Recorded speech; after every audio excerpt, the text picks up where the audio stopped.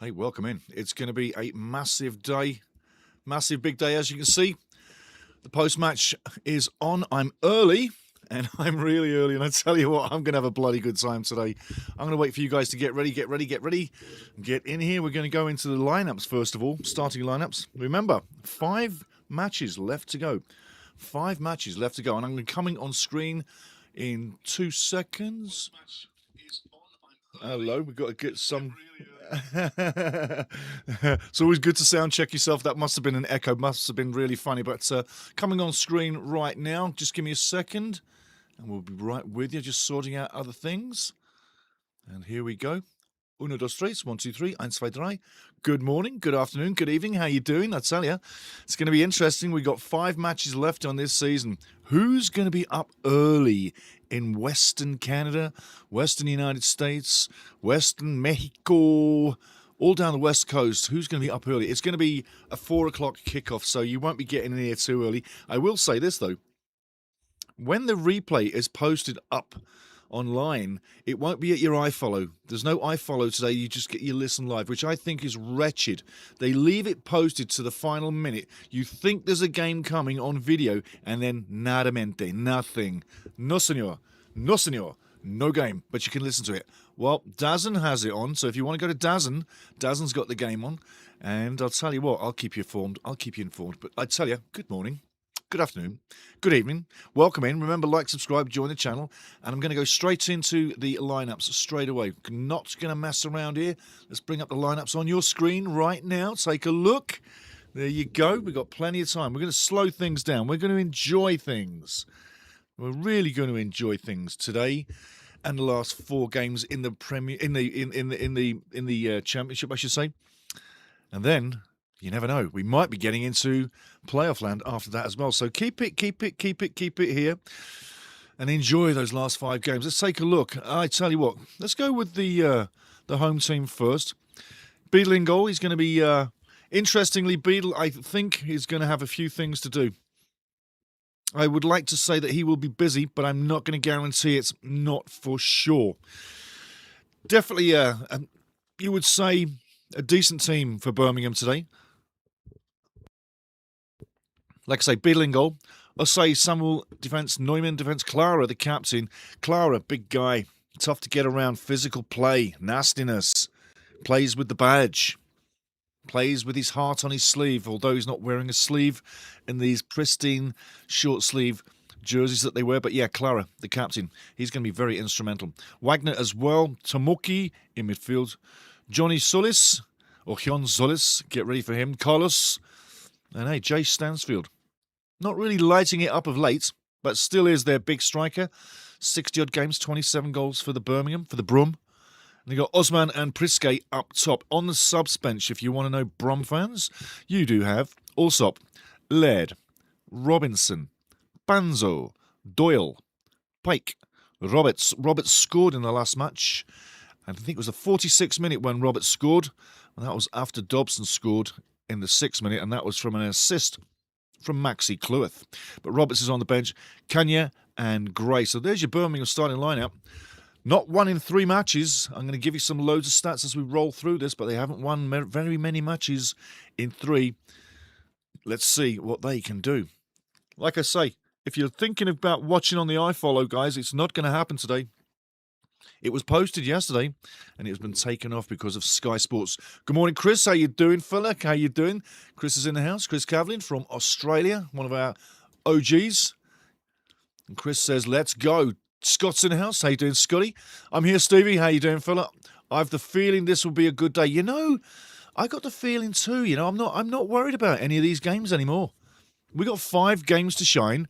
If we do, we can go somewhere. If we don't, we've had a brilliant season. I mean... But I've got a feeling this will be a good day, yeah. And hey, by the way, Cabby was in the house in the pre-game with me, setting everything up, and he stayed here for 10 minutes, so he's left his presence in the studio. He had his kibbles. He's gone out for a little walk early in the morning. He's going mousing. He's got to go find a mouse. Well, Steve in the house. How you doing, Stevie? Good to see you, son. Good to see you. This is the game of the year. Must win. All the best. Reds from Florida. Yes, well done, Florida. Beautiful, beautiful, beautiful. We've definitely got to have this one today. Definitely got to have it. I mean, Catastrophe would be a draw, okay? That's what I'm saying. We're 4 points behind Hull City. We've got to stick with it. Got to stick with it. We must get a point, but 3 would be better. And as I've been telling you, Hull City have been dropping points. Last 3 games, they've only picked up, yeah? Get this. Look at their last 3 games. I'll tell you in a minute. I'm just going to go to our lineup first. But the last 3 games, not many points at all. 2 points. Arthur Okonkwo in net. Maxi Klueth. Danny Scarr. Dan Scarr's coming in because Dominic Hyam needs a rest. Yeah, Dominic's played all the matches and Phil says he needs a break. Callum Doyle on the left side. Issa Kabori back in. Georgie Dobson. Matty James making a start. That's a nice thing to see. A little bit of creativity. George Thomason on the wing doing very well this season. And remember, who's going to be your player of the season? Who's going to be your player of the season? Ollie Rathbone's in from the start. I'm looking for more from Ollie today. I'm telling you now, I want more from Ollie. More than just running around in circles like a schoolboy. And I'm hoping you're laughing. I'm looking for more from Ollie. I really am. The last few games, he hasn't really hit the highs. And if he can hit the high today, it really will help us out because we are going to be under pressure. No matter what you think, Birmingham have lost the last 3 games. No matter what you think about them last 3 losses for Birmingham on the bounce, we've definitely got to bring it today. Kevin Babbs in the house. A great draw against Leicester recently. Well done, son. Good morning. Good morning. Hope everybody is good and well this weekend. I tell you, I hope we are, Kevin. I hope we are.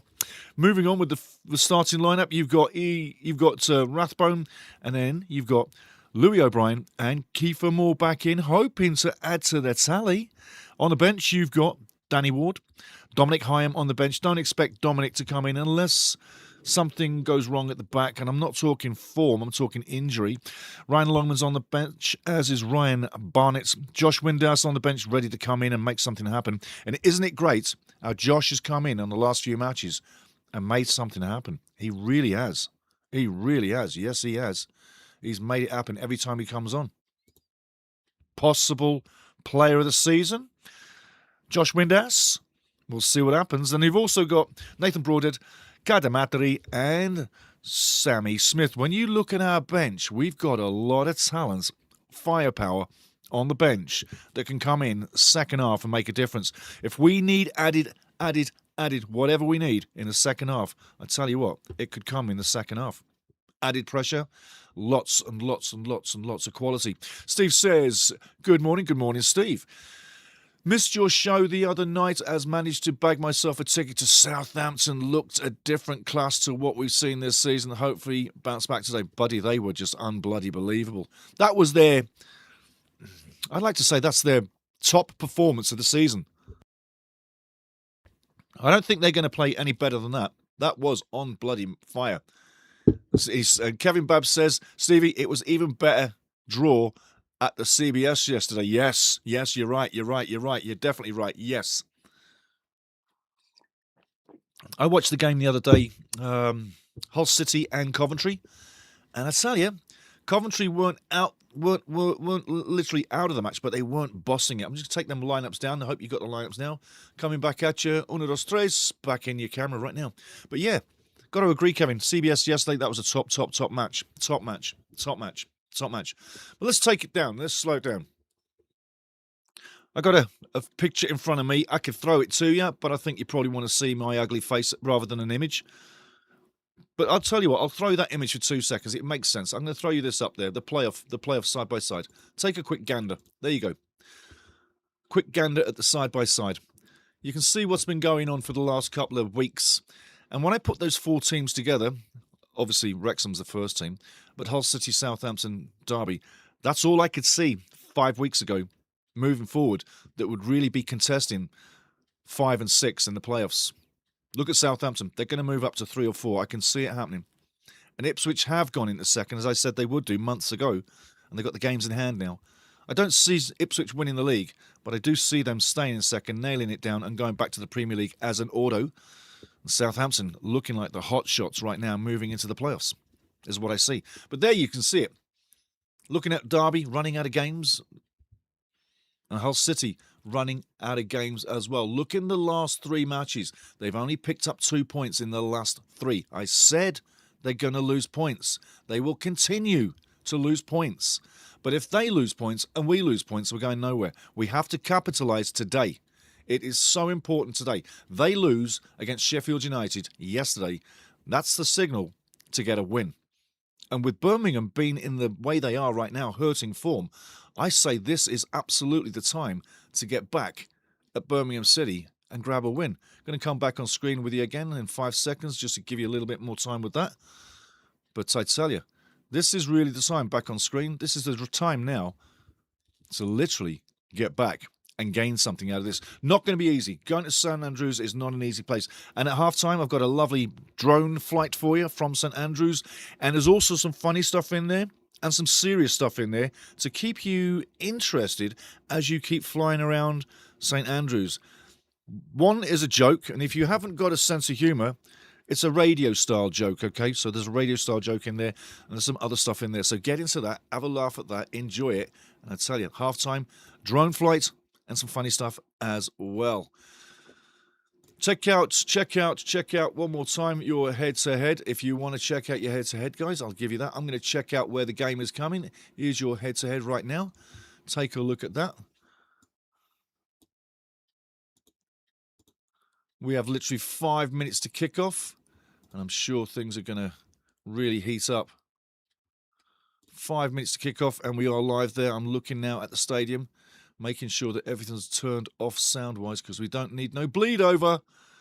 Where are you? Thank you. Cut you out, you little bugger. You'll bleed into my screen. I know you will.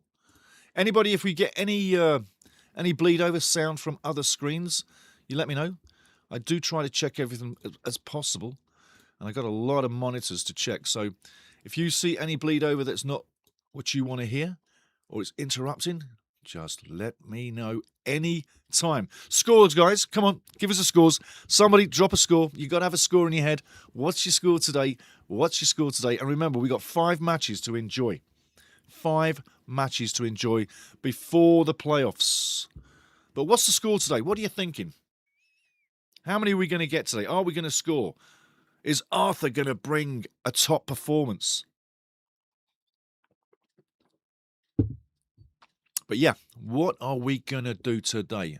Kevin Babb says, I agree Southampton are on fire now. I think 6 places between Hull, Wrexham, yep, and Hull are falling like a rock. Good luck, Wrexham. I'll tell you what, Kevin, I'm going to add something to you falling like a rock. I'm going to take the head-to-head away from you. 3, 2, 1, uno, dos, tres. I'm back on screen with you. But the falling like a rock, I love that statement, but I've got one that's similar to it, but I think it's a little bit more funny or cutesy. It's like, if you're really doing bad, I always say, your form or whatever you're about, if it's terrible, is like a rock tied to a bigger rock going down the ocean. Yeah. Maybe in the Marianas Trench, where it's really thin and you're going fast with that big rock sucking you down. Absolutely. Absolutely. Let's have a look at the teams. Get me back on. We got the adverts. Teams are coming out right now. The Blues are coming out. And your referee for today is a Mr. David Webb. I tell you what, there's Matty James coming through. Bloody lovely. Look on your screens now, guys. You'll get your officials in front of you right now. There's your referee, Mr. David Webb. Your 4th official, or his partner in crime, his criminal brother, 4th official is Tom Neild. And the other criminals on the field are linesman Richard Woodward and Alistair Nelson. Now, VAR, as it says on the side there, VAR, shove it until we're promoted. Beautiful. Now, little thing on David Webb, he has actually refereed 2 matches this season against Wrexham and other team at the same day. And that was a 3-2 win on the road away at Norwich and a 1-0 win at Sheffield Wednesday. Sorry, Kevin. But the 1-0 win at Sheffield Wednesday, he did both the matches. So there's your referee, Mr. David Webb. 2 matches so far. This is the 3rd time. Is it going to be 3rd time lucky? Is David going to be good? He wasn't bad so far. So let's say we'll keep it as it is. Going back onto the screen. The match is coming up. There's Mr. Clara tapping hands, the big guy. He's going to be a menace. He's going to be a menace. He's going to be a menace. James Beadle in goal for Birmingham is going to be active today. The smokers rolling over St Andrews. Don't forget, at half-time, got a lovely, lovely, lovely, lovely drone flight across St Andrews.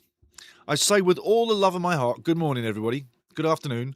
Good evening. Wherever you are, get ready for another magical game. And again, I'm going to say this. Keep enjoying the matches.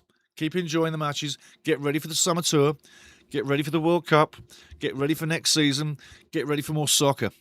Get ready for more football. Get ready for more footy. Get ready for more football. Fußball. Football. Whatever you want to call it. That little round ball that ties us all together. That simple game that FIFA is overcomplicating, don't you think? I do too. I'm going to be pushing my power drink right now. It's 5 o'clock in the morning. I'm doing the power drinks because it's too early to eat.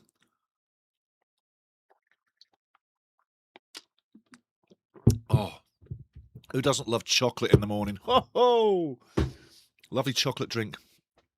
Woody Windsor, how you doing, Woody son? How you doing? Do or die time. Door is open.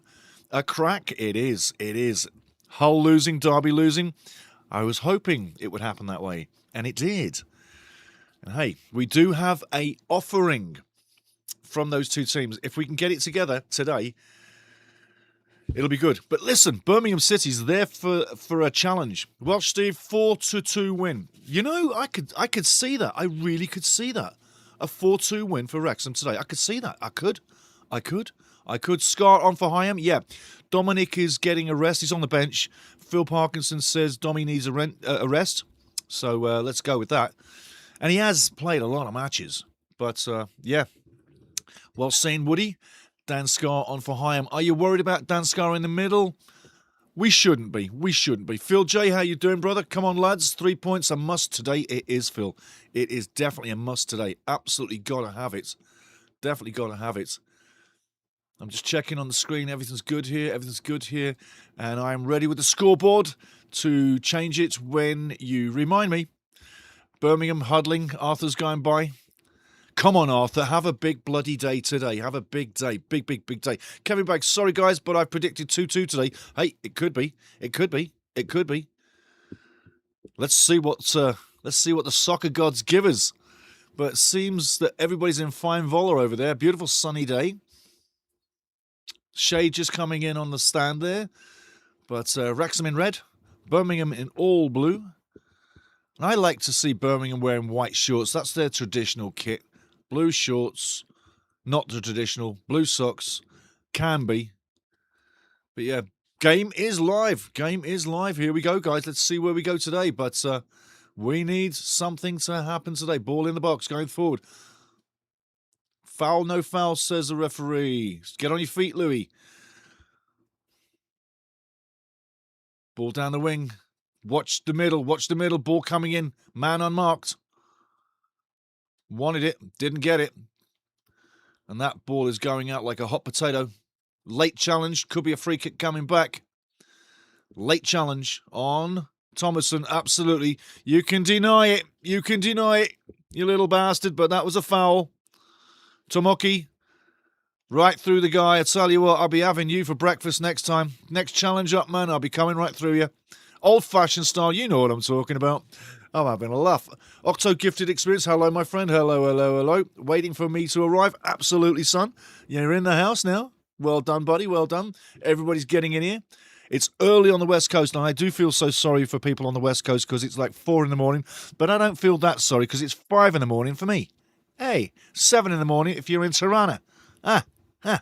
It's not that early. It's bloody early. Ball going wide to the middle. Birmingham coming the other way now. 2-on-1. Wrexham fighting for the ball. Issa Kabori comes up with it. Taps it off. Goes down the line. That's not going anywhere. Kiefer Moore is not getting that. And Clara, 1-on-1, gets the ball safely away. Ball over the top. And your man Dan Scar down the middle. First real action. Getting some confidence going. It's going to be interesting for Dan today. Holding the middle. It's the key part of the defence. And if he can do a great job today, certainly will make his confidence a lot bigger in this match. And that's what he needs. Confidence must ooze today. Hello, everybody. Hello, wherever you are. Morning, noon or night. The Wrexham family gets another dose of drama. Ball over the top. They want that right side. They're exposing that right side. He'll make it. Cross comes in, far post. Come on, Issa. Misses it. And Arthur Well done. Well done, Arthur Okonkwo. Another early touch for the keeper. But what a great season it's been, guys. It really has. I cannot complain about this year. I really cannot. And I do hope that you think I've guided you very well this year. And you guys in the chat have guided everybody extremely well. So the family works. We're all doing it together. We're all in this together. Throw in coming up halfway now. Birmingham with the ball. Game still unsettled. 3 minutes gone. No real pattern in the match. It's a little uneven, scrappy, as you would expect. And let's face it, the first goal in this match will be so important. If Wrexham can get no foul, there's no foul there. Absolutely no foul. Get on your ass. No foul, Kiefer. Get off your ass. And I tell you what, that was unfortunate. Tomoki takes a shot. Deflection going wide, and Arthur guides it. But I tell you what, Kiefer needs to get on his feet. That was a bit of an attempt of a dive. Look at it. Check it. It wasn't totally the foul. He's got to be a bit stronger than that to stay with the ball. Come on, Kiefer. Get on your feet. If you're going to go down that easy, man, you won't get many calls off David Webb. He won't give it. Corner coming in now, 4 minutes in. Birmingham fans baying for blood. Haven't seen much action recently. Want a goal. Wrexham got to keep this out. Lovely sunny day here in Birmingham. Ball coming, great corner. Great corner in the mix, and Wrexham get a foot on it. Birmingham still with the possession inside Wrexham's half. Cross coming into the box. Headed goal bound, and Arthur walks out, collects, and takes a minute with the ball. On the edge of the box, right, rolling it out. Maxi Cleworth now. George Dobson firing over to the left side. Callum Doyle taking his time, foot on the ball, taking a look, back all the way.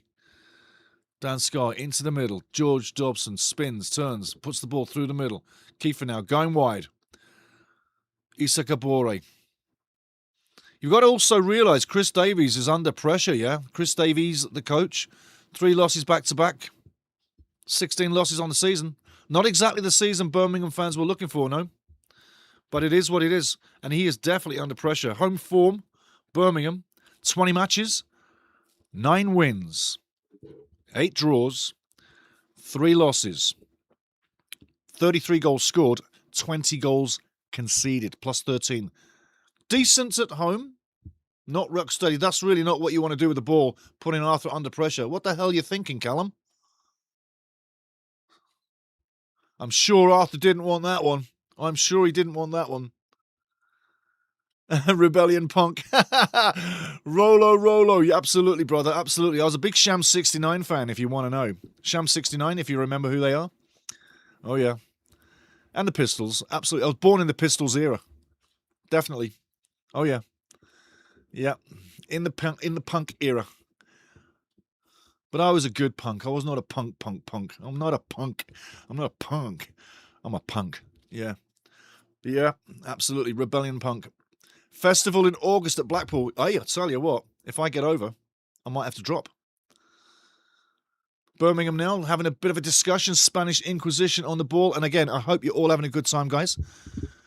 And I love what you put in the chat. You always bring the gold. So keep bringing the gold. Long free kick. It's going to be an in-swinger onto the penalty spot. Or is it an outswinger? It's an outswinger. Beautiful ball onto the spot there. Really nice delivery. Shot coming in. Well blocked again. Going all the way to halfway. Was offside. Seems like it's a bit chillier there. People bundled up in the crowd.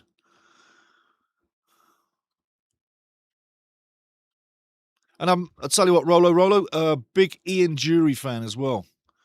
Hit me with your rhythm stick. Hit me. Shoot the door. Ich liebe dich. Hit me. Yeah. A big Ian Jury fan. I'll tell you what, the best music was in the 70s and the 80s. Obviously, the 60s was decent, but after that, the music has never been the same, has it? It's always this it's different era stuff, but I tell you, 70s, 80s, we had it, mate. We had it. That's why all the kids today love our shit. Jimmy Percy, legend. Yes. Jimmy Percy, total legend. Wrexham now with the ball. GT, George Thomason on the left wing. 7 minutes gone. Still scrappy game. You got to feel there's a goal in this one in the next 20. Whoever gets the first goal really can dominate this match. Birmingham, Chris Davies. No, nothing in 3 matches. Looking for anything. Confidence needs a boost. The crowd will be on him. Yeah. The crowd will be on him. And the longer this goes at home for Birmingham without a goal, the better it is for Wrexham. The pressure's not on Wrexham.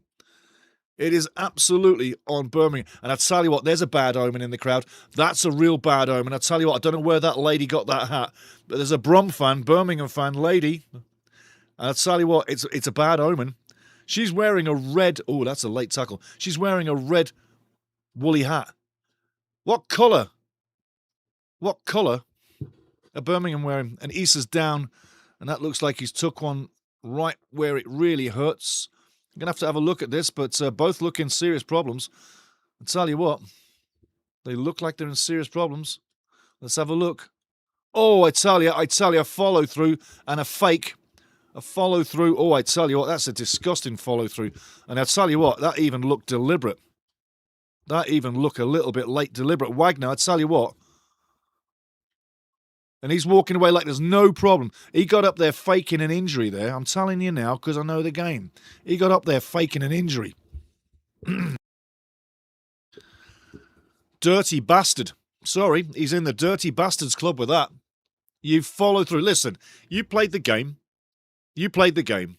When you follow through and you thrash through someone, you do it deliberately. That wasn't by accident. Dirty bastard. Tell you, must be brave with that hat. Yeah, no doubt, Kevin. It's either that or she doesn't go to many games and it's a really, really old woolly hat because Birmingham did have red kits, yeah, throughout their history. But it must be a really old hat because it looks like an old one. And hey, I tell you what, Issa's clutching his boys. That's exactly where I thought he got the kick. Oh, I tell you, he's lucky. He's lucky. He's lucky. Then again, it might swell up. He might be even luckier.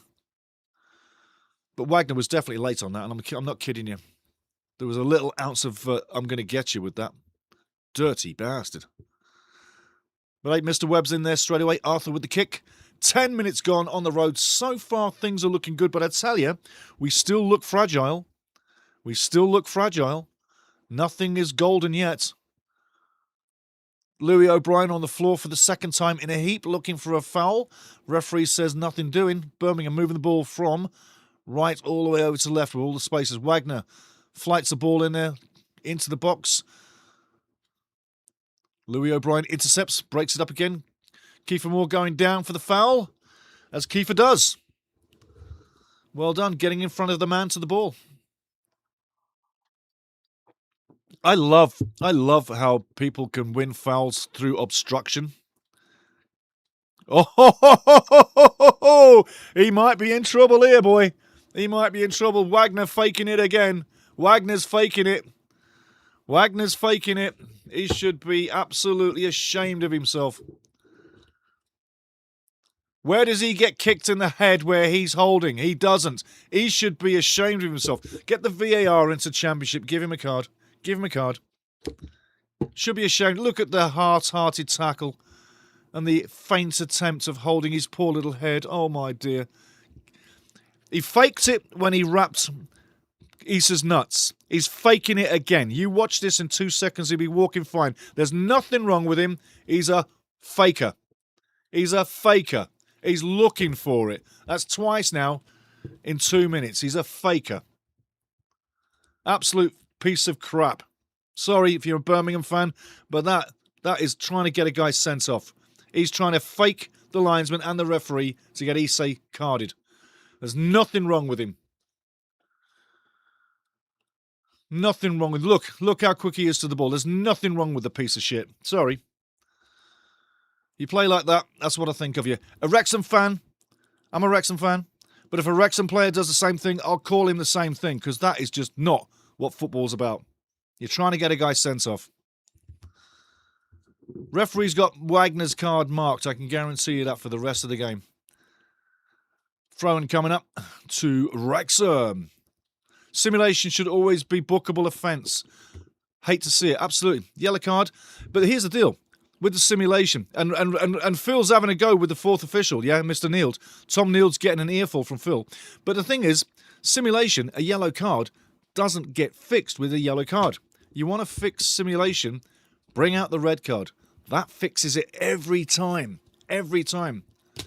Octo Gifted says, Brom is a rough place these days. It seems it is. It seems it is. But you know me, I'll always stand up for the Dragons. Either the red or the Welsh. Doesn't matter either. But I'll always stand up for it. Birmingham going down the right side now. Bit of a tussle there. Callum loses the ball. And in, gives it at the corner. Yes. Maxi comes all the way across and gives away the corner. Well played, Maxi Cleworth. Maxi is definitely coming of age. Definitely coming of age.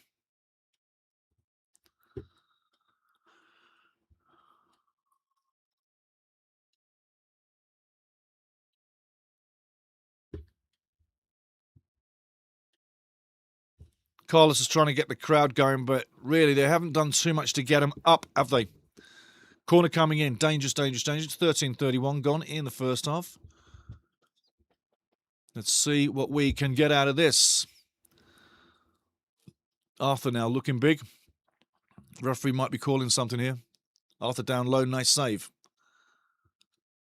Free header, basically. Free header. Take another look. Take another look. Take another look. Callum really doesn't do too much to stay with him.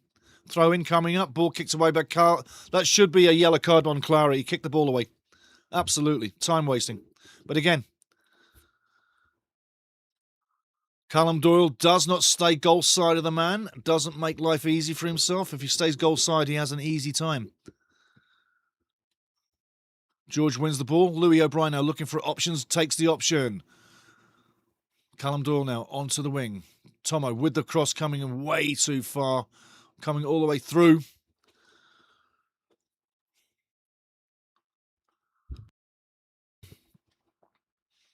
Heating up now. It's really heating up. Dobson called. Prisque goes down. Dobson gets called. Dobson don't like the call. And it looks like Webb is apologising as he makes the call. Take another look. Take another look. There's no foul there. There's no foul there. Absolutely no foul. I'll tell you what. If Birmingham spend more time faking diving than absolutely applying themselves in the match, they won't get in the match. If you keep diving, you won't get the thread of the game. There's one way to get in a game like this. This is a battle of attrition right now in front of us. This is not a skill game. This is a battle of attrition. There's no time on the ball. Passing lanes are closed. But if you want to get in the game, quit the diving. You won't get in a game when you're diving.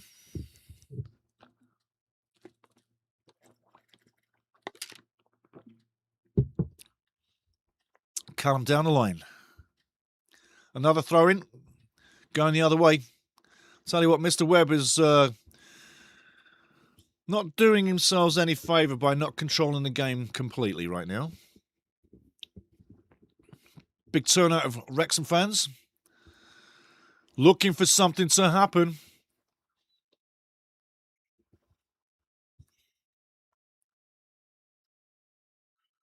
Oh, here we go. Rolo says, come on, Wrexham. I put 50 quid on at 4-1. Ooh, that's a nice one. 50 quid at 4-1. Woof. Plus taxes, yeah? Taking home some money today, son. Taking home some money today. 4-1, 200 quid, £50. Rolo.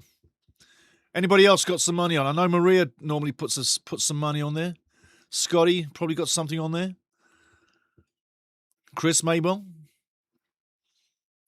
16 minutes gone. Birmingham now piling it on outside Wrexham's box, looking for that intricate pass.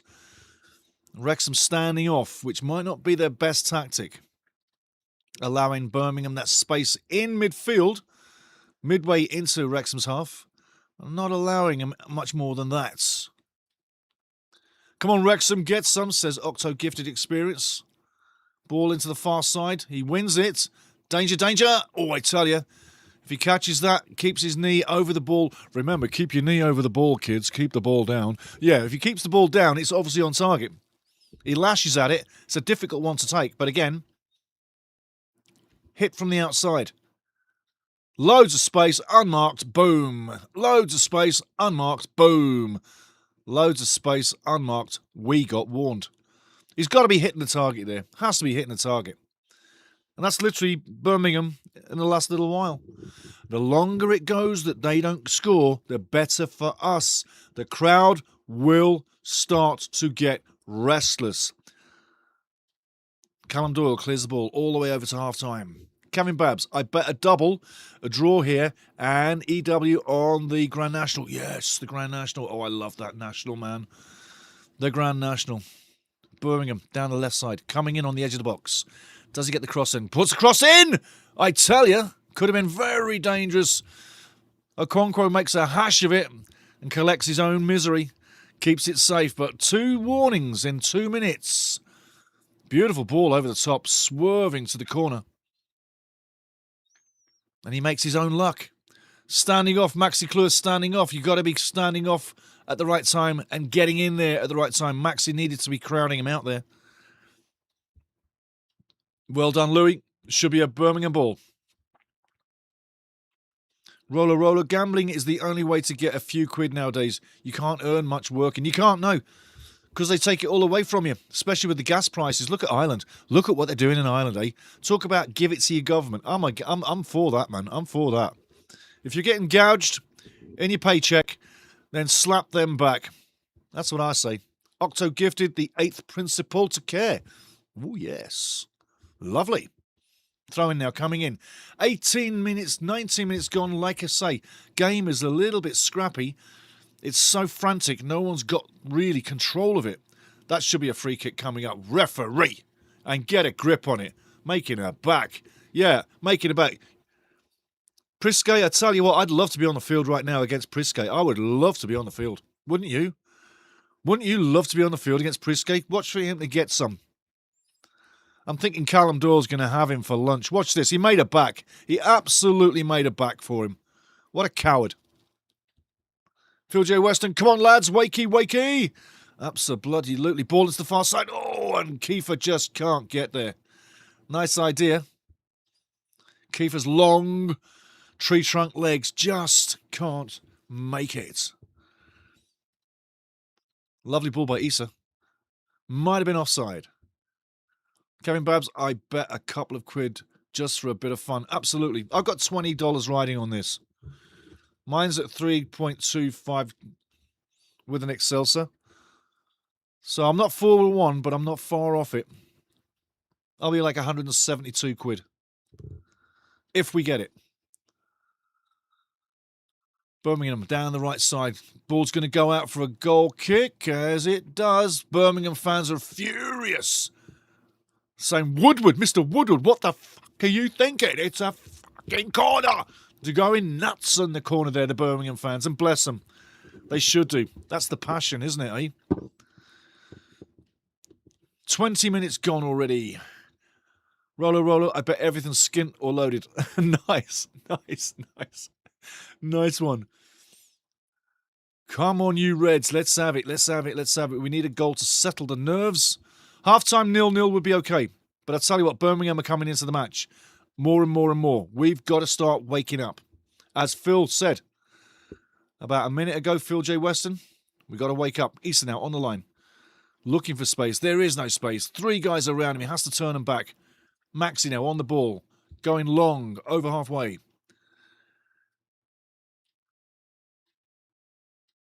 Louis O'Brien literally like an action man getting thrown. Oh, what kind of passing is that, Dobson? What kind of passing is that? Take your head out, you know what? Sometimes George thinks it can be expansive with the passing. It's probably better just to keep it short. Keep the possession. Keep us in the game, George, yeah? You're not Maradona. There's another one. Oh, look at that touch by the King.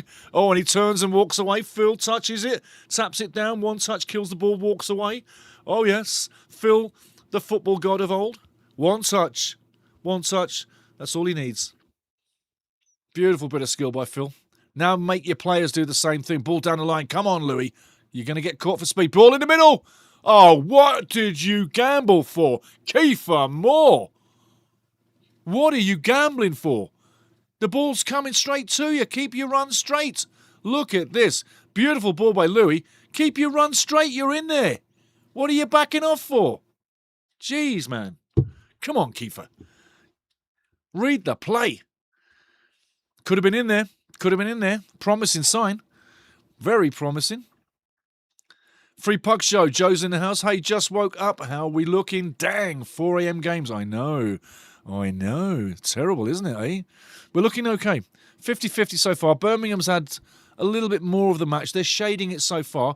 We really haven't got on the ball yet, but I tell you what, slowly getting into it. But Birmingham are having more of this match at the moment. But we're in there. But I say, we are still looking slightly fragile. Birmingham are coming with a little bit of purpose. They're making the plays. They're making the drama. Especially, excuse me, especially Wagner, who's a bit of a diver. And he kicked Issa Kabore straight in the nuts and really did plant his boot right in there. And Issa went down like a sack. So Issa's looking to get back. And Wagner also got a kick to the head, so he said, but it was nowhere near his head. He was faking it. And you got to love those fakers, eh? Got to love those fakers. No integrity. Dirty bastards club. But other than that, I'd tell you what, we're doing good. And yes, you're right, Kevin. Parkey got that swagger. Killed that ball dead. Turner just walked away as if it was nothing. Nothing at all. Ball high. Kiefer wins the head. Ollie brings it down. Shoots on nets. And good idea. But no coconut, Ollie. No coconut. Beautiful header. Ollie takes a touch. Shoots it from 5,000 yards. And it goes 20 million yards past the post into Mars. No, it didn't go that far past. But not his best day. And like I said, I want to see something with Ollie Rathbone. I want to see something. Has he hit a ceiling and he can't go any higher? Because I need to see him punch higher. Kabore, a strong king. Yes, a strong king. Yeah. Badjo, come on, lads. Badjo's in the house. Beautiful. Back in the house. I tell you, keep having a good time, people. We are literally 25 minutes into this. Free kick, no free kick. Kabore winning. Oh, I tell you, that is brutal. That is brutal. That is brutal. Give him a card. Get your card out, you damn ass. Get your card out your ass. What's he thinking there? John Solis, shut your face. You're lucky it's not red, you shit. Straight through the man. Dirty bastard. And I'm saying that with venom. Bastard. Look at that. Nowhere near it. Nowhere near it. Late as a British rail train.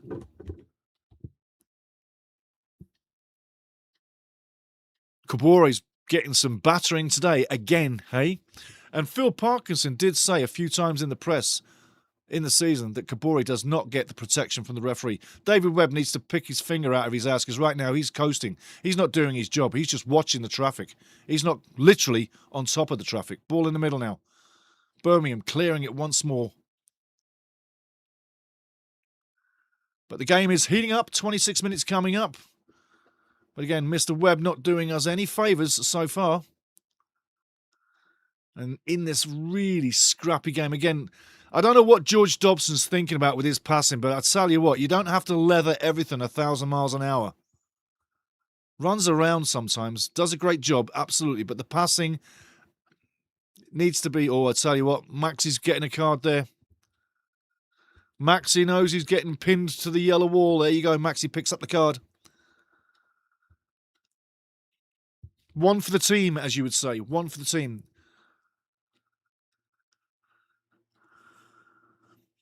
Octo Gifted says, Kabore, a strong king, yes. Octo says, Rathbone, a good player for pressure situations. Need a goal, put Rathbone on for a bit of magic, yes. Again, a free kick here on the left side. Birmingham had quite a few free kicks here on the left side.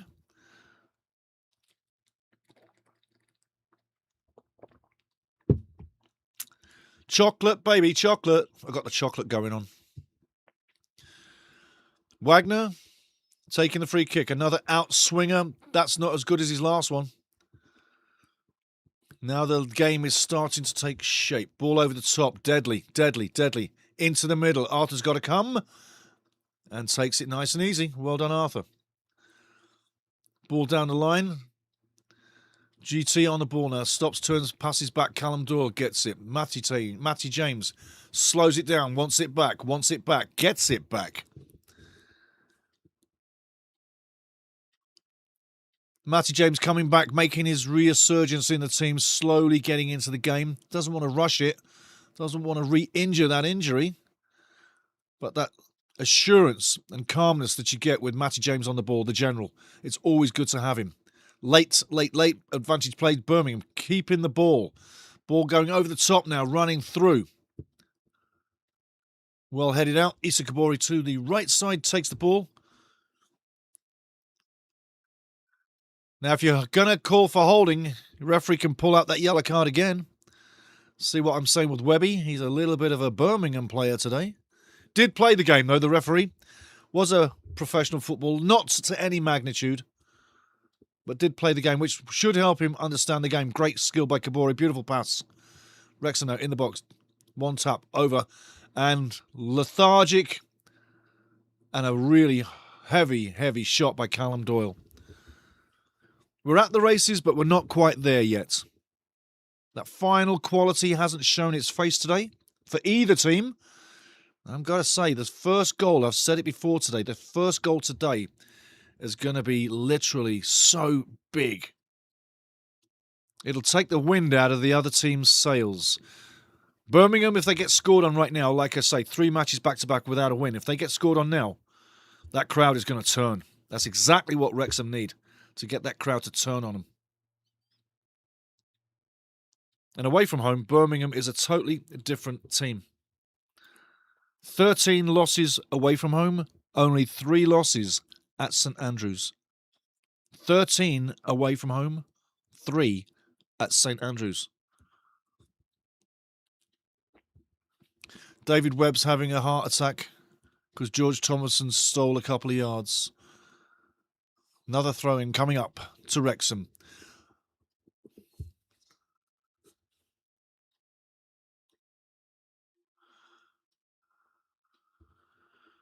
Something's got up David Webb's arse. I don't know what it is, but he's acting like a schoolchild again.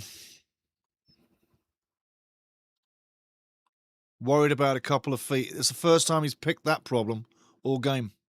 Why now? Ball going all the way back. Keeper has it, clears it. No danger. No danger whatsoever. In fact, I've got to say, James Beadle in net for Birmingham really hasn't had too much to do. Out of the goalkeepers, Arthur Okonkwo for Wrexham's had more to do. Too much space being given away in the middle here. On the edge of the box, coming left. Well read again by Issa Kabore. Brilliant defending by Issa.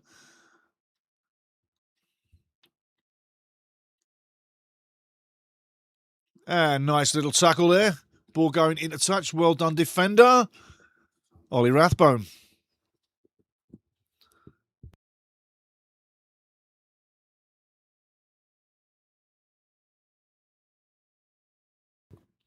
I got the worst cup of tea today I've ever had. I'm going to have to get a new one at half-time. It's shockingly bad. Why is my tea bad today? Someone figure it out. There's something missing in the tea. What could it be that sets it off lovely? Corner coming up. George Dobson marking space at the front post. I'm not a fan of that. Get on a man. Wrexham coming forward now with the ball, moving at speed. Ball over the top. Louis O'Brien goes through. Brings it down. Holds the play. Well played. On the edge of the box now. Kiefer Moore takes the shot. Pushes it wide. And that is literally what the game is doing for us up front. We're not connected up front. We're looking like we're disjointed. If we just slowed it down just a split second and played with a bit more confidence, we could have got something on net. From one end to the next. And it's coming up a throw-in for Birmingham City right now. Jay Stanfield on the side there with the ball, looking for the ball to get back in action. Nothing doing. And why is Jay Stanfield taking throw-ins is what I'm saying.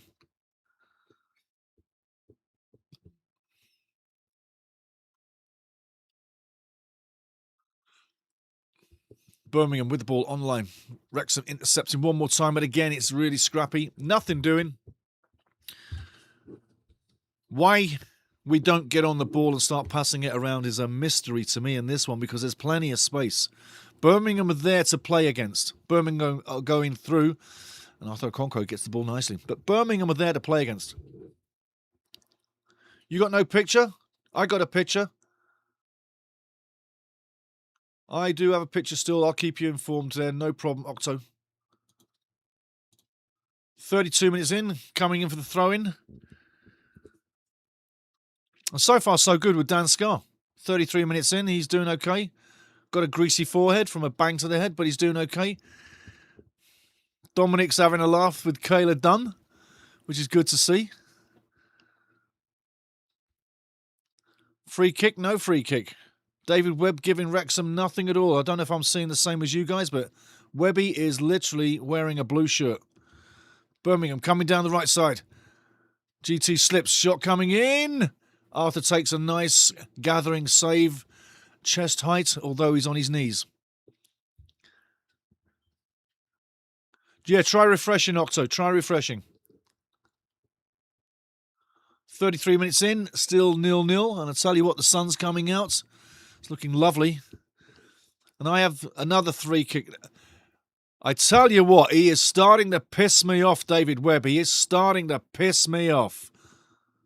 He is starting to piss me off. I'm sure he's starting to piss you off. He is going to have players get injured.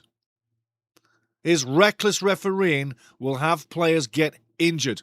He's allowing challenges to take place that should have been nipped in the bud on the first back made by a Birmingham player. Chris Davies taking a swig. But again, the referee, he needs to get in charge of this game. He is the reason why people would get injured. I'm just saying it.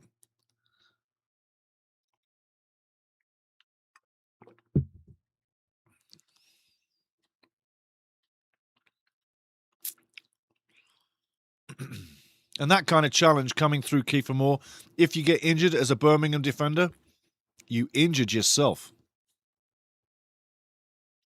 And look at the technical moment for Chris Davies there on the sideline. I'm the coach that doesn't need the technology on the sideline. I'll do it verbally.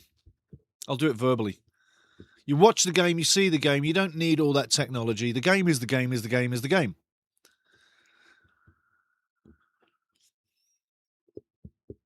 Just like Phil. He stands on the sideline, gets it done manually. He's got his technical assistance on the side if he needs to have a look, for sure. But Sammy Samuel came through like a freight train and injured himself. Maybe if he was to think about the play, he wouldn't hurt himself. But he did. And how that's a free kick against Wrexham, I have no freaking idea. How is that even a free kick against Wrexham? Really? Please, someone explain. I've watched this game for a couple of minutes, and how is that even there? And where was the infraction? It wasn't even where that ball's been placed. What kind of referee have we got today? Webb is losing the plot. That ball was spotted at least 30 yards away from the infraction. 36 minutes going. Ball going long. He's not going to make that one. Goal kick, Wrexham. Arthur Okonkwo takes another one. Looking into it. Win today puts us above Hull on goal difference. No, it doesn't. I'm going to check that, but it shouldn't put us. We'll be a point behind. We will still be a point behind. And we should beat Oxford easy, right? Oxford, I tell you, not easy. Not easy. Not easy. Not easy. All 4 games are games where Wrexham can win or lose. Definitely, no doubt about it. But Oxford, fighting for their lives. Great tackle by Dan Scarr. Coming through the man beautifully. Dobson with the ball. Doing an obvious pass, but really doesn't send the ball where it needs to go.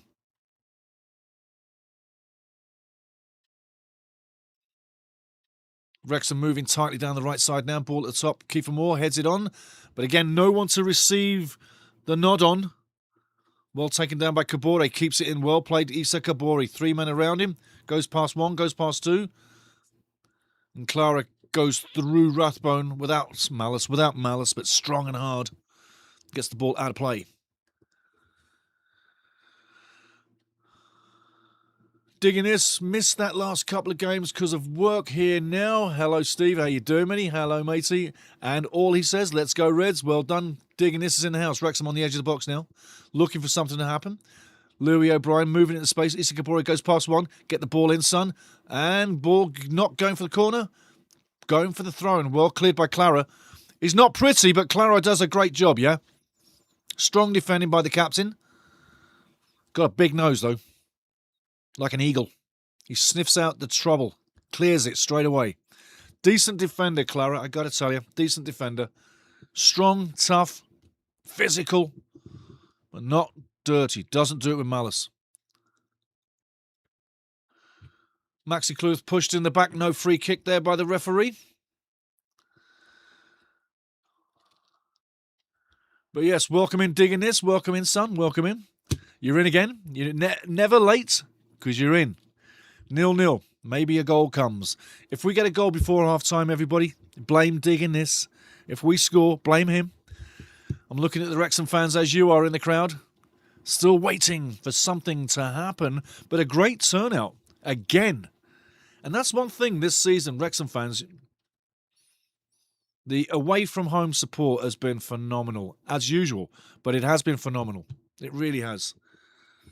And the club making money, absolutely phenomenal. The cop getting raised, more phenomenal. Club's going in the right place, in the right direction, absolutely. Kevin Babb says, Octo, not sure it will be easy. Oxford in good form now. They are. Look at Leicester City. Oh, I tell you. Going down, they're going down, going down. Ball down the right side now. Issa Kabore, set him up. Ball in middle. Ollie Rathbone takes a shot. Should have been letting that go through, I tell you. Would you say wasted opportunity? I think I would. Bit of a wasted opportunity. George Dobson with the ball all the way back. Dan Scott takes a touch. Going to the left side. Birmingham chasing, Wrexham passing, going to Arthur Okonkwo. Relieve the pressure. Arthur now goes long, all the way over halfway. Clara coming over Kiefer Moore legally. Ball to the right side. Issa Kabore, much more late. Should have passed the ball straight away. Hangs on to it, and that's going to be a very fortuitous corner of Wanker Wagner. And I hope you're laughing. Free Pug Show, let's just win out and see what happens. Absolutely. Hey, 4 matches after this. If we win our games, put it this way, if we win our home games and draw the road games, okay, yeah, that gives us 12 points. I personally think 12 points in the last 5 will get us 6th spot. Go with that. Home wins, away draws. Ball in the box. Come on, get on the end of it. Still live. Headed back into the mixer. Still live. Come on now. Get in there. What the hell's he ripping down? Good God. Could these people stay on their feet? Priska, you little prick. Get up. I hope you're laughing. Look, where really is the foul? He's jumping up, making a back, going down the other way all the time. No contact. Leicester going down with the Wednesday. Down with the Wednesday. There you go. Wouldn't that be funny, Kevin, eh? Wouldn't that be funny, eh? Lynn's in the house. Lynn Pitts, good Sunday morning. Good Sunday morning, Lynn. How you doing? Good to see you in the house again. Lovely, lovely, lovely. Angus McWhirter, good morning, Stevie. Literally in bed still. Waking up at the moment. I know, it's early, isn't it, eh? I got up at 4 o'clock. And it's 5 o'clock kickoff. And I know the people on the West Coast... It wasn't that late. It was earlier. It was like 4 o'clock kickoff. Get up at 3:45. Free kick, referee. Oh my God! Oh my God! We got a free kick. Oh my God! We got a free kick. I tell you what. Oh, I tell you what. We got a free kick. I'm booking the ref. He's a wanker. I'm booking the ref. We got a free kick. Wow, we got a free kick. Taking them with us. Yeah. Kevin's saying we taking them with us. Kevin means Sheffield Wednesday have gone down already, but they're going to be taking Leicester City with them. And I tell you what, they are really asking to go down, are they not? They really are. And they lost the points appeal, which I know makes a lot of people on this channel happy, because we were talking about this for quite some time. And they should have been penalised 12 points, not 6. They should be relegated already. The amount of money they swindled for players. You look at all them players that left Leicester City once they got relegated last year. They knew what was coming. They knew this club was going to go down and financial problems was coming. They knew.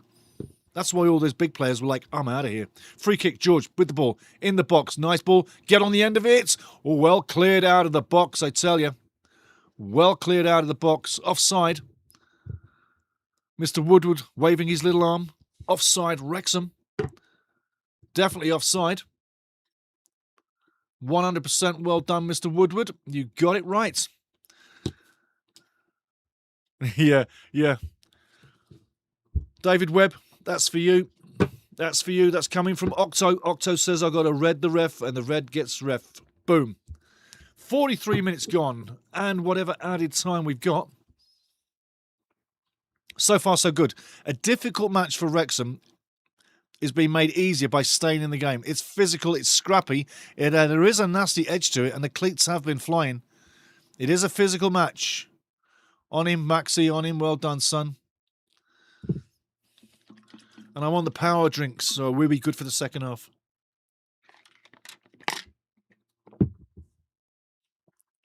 "44 minutes gone. Well tackled. What are you calling? What the hell are you calling? Are you a moron? What was that? What are you calling? It's him that puts the ball down. Jeez, mother of God, help this fucking referee. What is he calling? All half long. I'm sorry, but all this half long, the calls have gone against Wrexham. For a guy that played the game, he's got his head firmly up his ass. I'm telling you. The little weasel in the middle is losing the plot.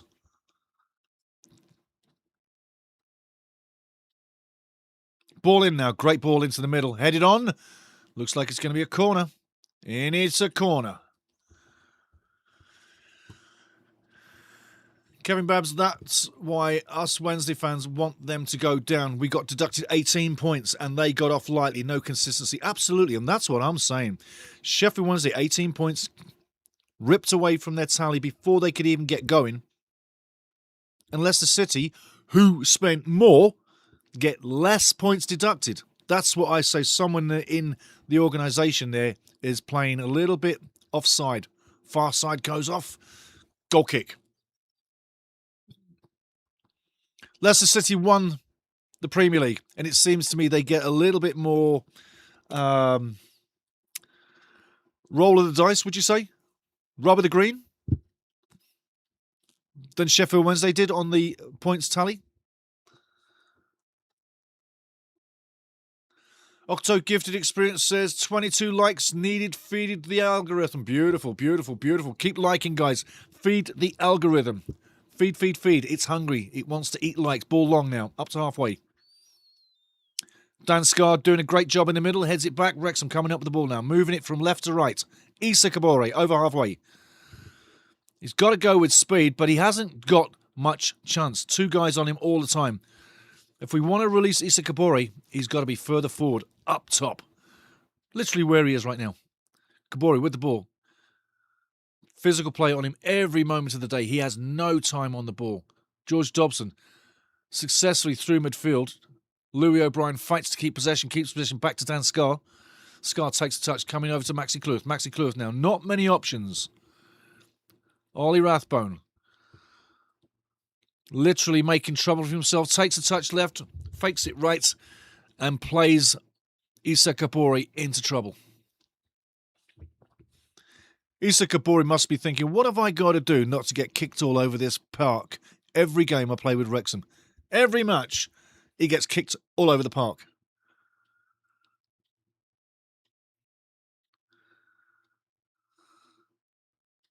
Three minutes added time. Kevin Babs. Oh, and the -15 we start with next season. Leicester will start on an even 0 points. Oh, here we go through. Great save, Arthur. Game saver, Arthur Okonkwo. Brilliant save. Beautiful save. Beautiful save, Arthur. And tackled. And I tell you what, I am absolutely ecstatic with that save. Arthur denying Carlos point blank.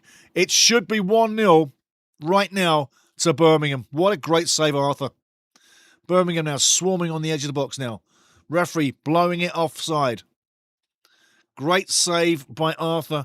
Carlos V should have put Birmingham City 1-0 up. Ball over the top. How he gets there. Danskar beaten for pace. Doesn't read the play. But Arthur reads the play. Doesn't hesitate.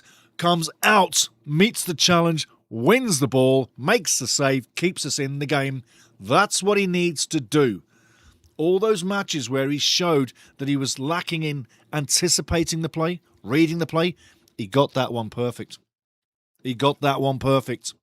Half time, guys. What a half. What a half. Phil Parkinson having a laugh with a couple of the Birmingham staff, I should say, who didn't really need to be talking to Phil. He only needs to talk to the coach.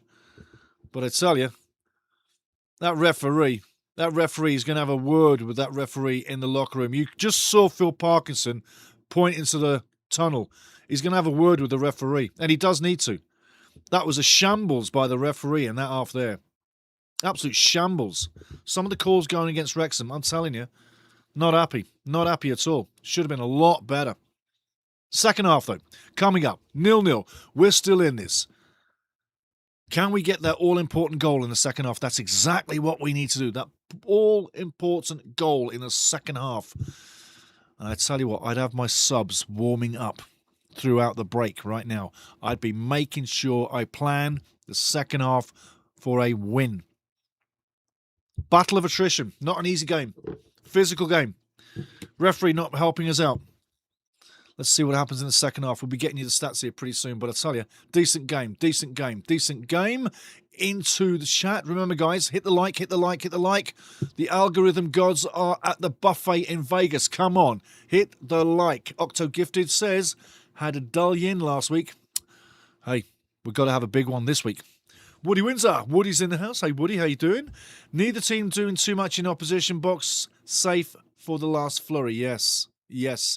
Agree with Stevie on the referee. Yeah, I tell you, I don't hate all the referees, but when you're being a wanker, and this guy is, it's got to be exposed. It really is. I mean, honestly, some of those calls, laughable. Laughable. But we're not laughing. We're not happy. But that's the way it was. Just going to open up the big screen and go in here and get some stats on the board. Possession, and I'm doing a lovely different stats. I'm not doing the iFollow stats because they're not what I want to do. But possession, I'm going my way. Birmingham City 47% possession, Wrexham 53%. Shots 7 for Birmingham, 3 for Wrexham. On target 4 for Birmingham, 0, null, nothing, narimente. No shots on target for Wrexham. Fouls committed 6-5 in favour of the Dirty Bastards Birmingham. Wagner the wanker. Yellow cards 1 apiece. No red cards so far. The referee does deserve this. 4 corners to 1 for Wrexham. 2 offsides to 1 in favour of Birmingham. And that's what she wrote so far. Tackles 1, 2-5 in favour of Wrexham. Interceptions 6 in favour of 2 for Birmingham City. Aerial duels 45-60 in favour of Wrexham, and passing accuracy 64% to 67% in favour of Wrexham. Passing lousy, battle of attrition, physical nature, referees really spoiling the brew, but all this is going to take in the second half, in my opinion, is 1 goal, or we have a 3-2 blowout. I can't see that. And I tell you what, it's heading to a 0-0 by the looks of things. And Birmingham, not full of confidence up front, not really firing. Jay Stansfield only needs one shot and it will be 1-0. Carlos V should have made it 1-0 at half-time. It's still 0-0. Very interesting times. Very interesting times. I tell you, getting ready for the second half. Now for the entertainment in your half-time entertainment, what we're going to do is we've got the half-time show for you. I'm going to come back in to the chats as I get back. But in the half-time, we have an 8-minute drone flight of Birmingham's St Andrews Stadium. But there's some stuff in there. There's a little chat about Rooney, Wayne Rooney, from a few years ago by a referee, Graham Pole. You'll hear about that. As you're watching, this is in the background. You'll be listening to Graham talk about Rooney.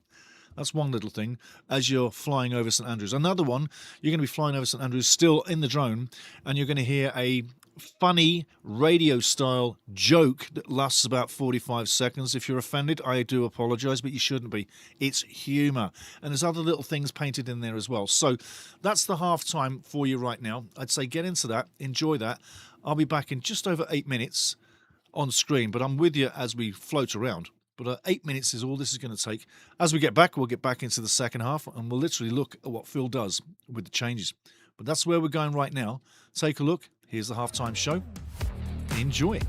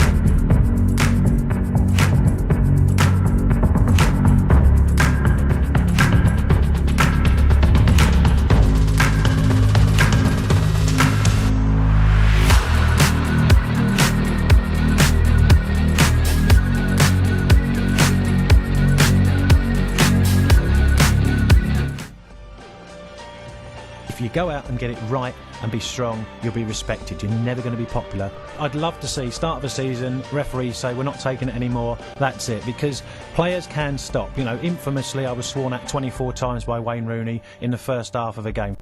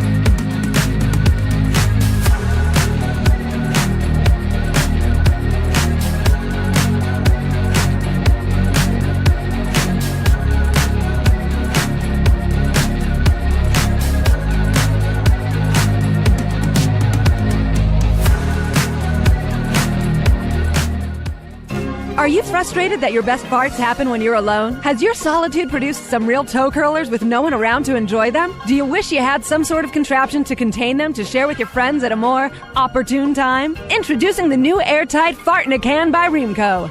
This is how it works.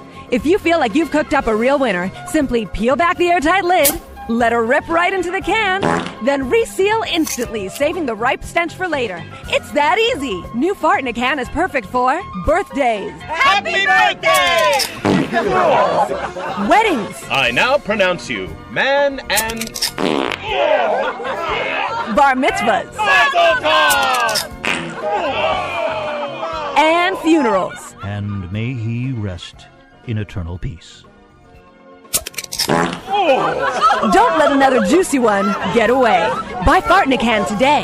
By Reamco.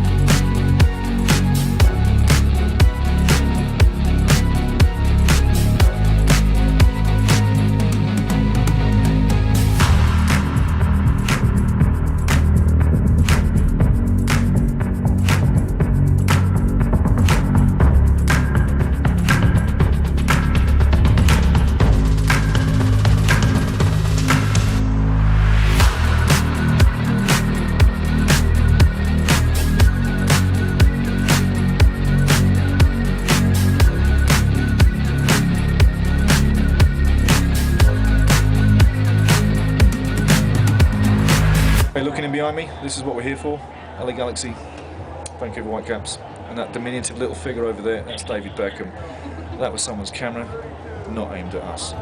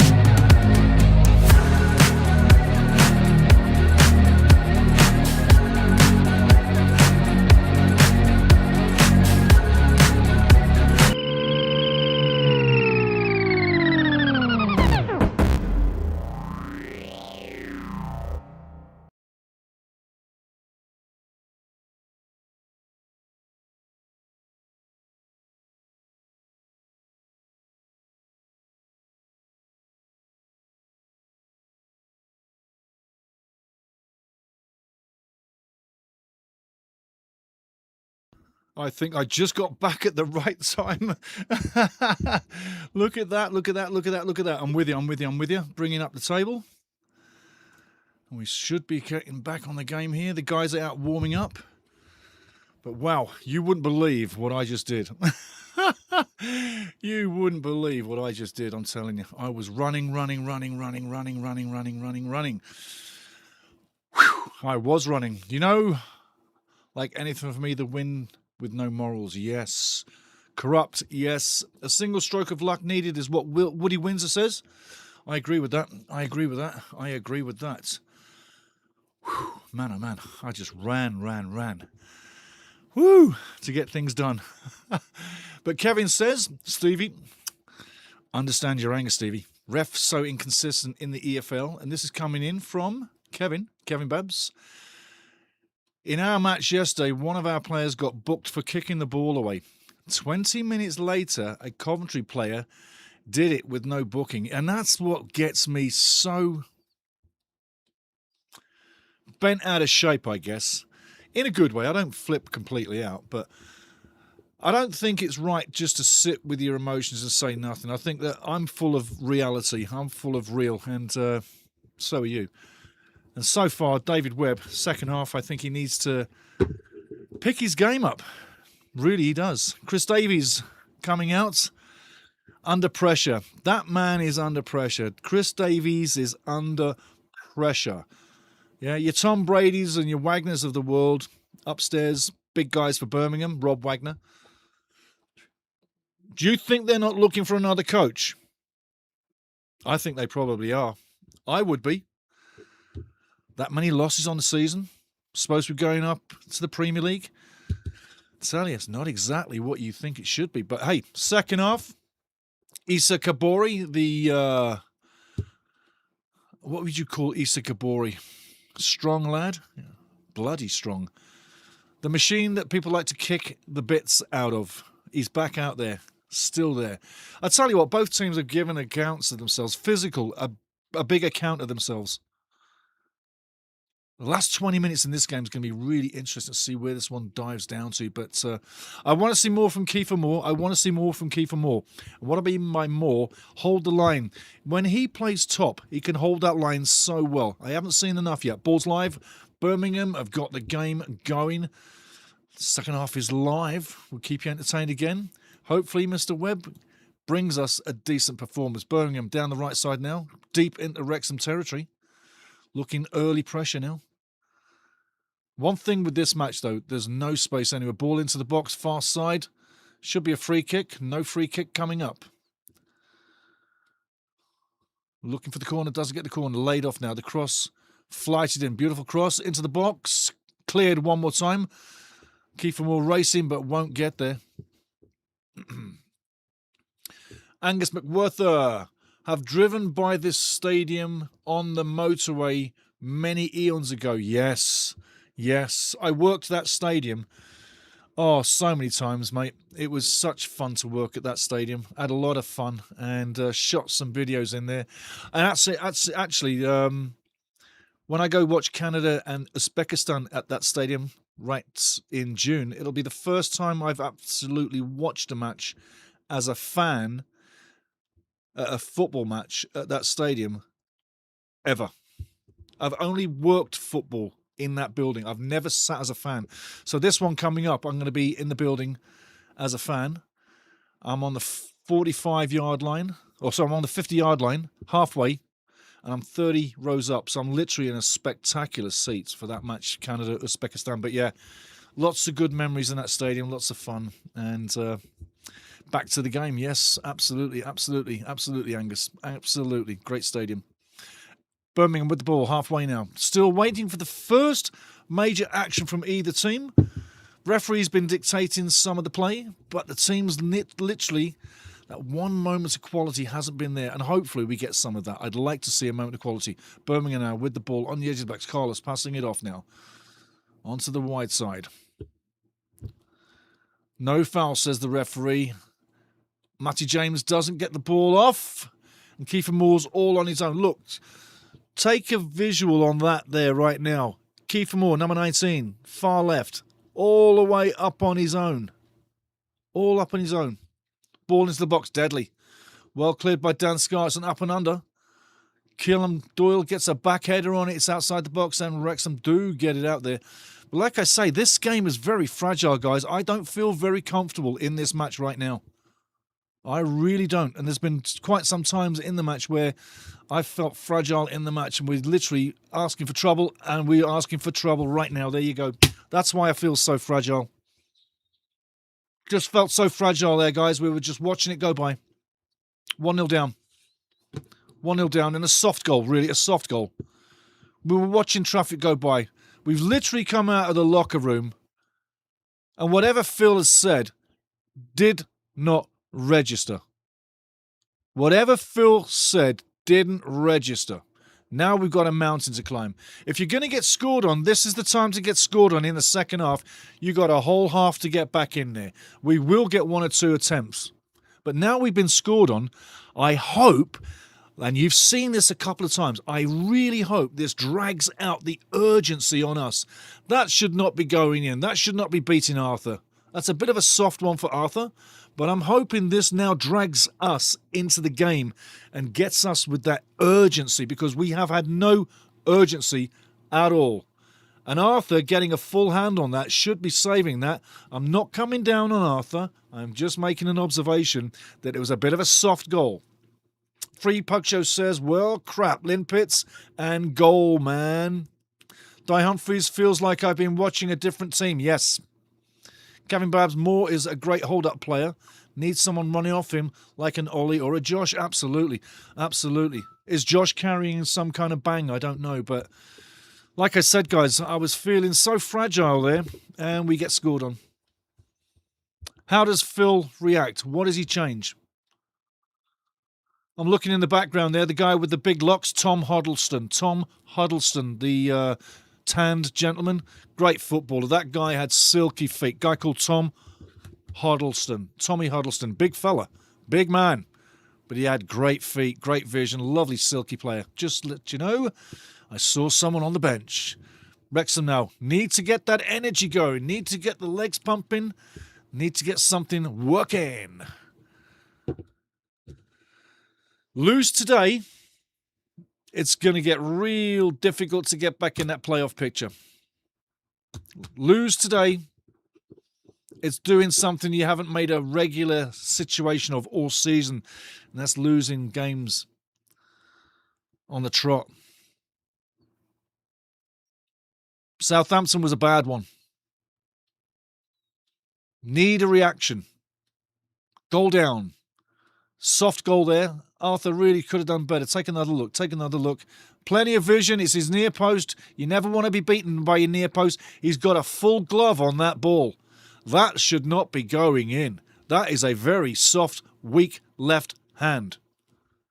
That shouldn't be going in, guys. Kevin Babs can't blame just AO for that one. Not at all. Not at all.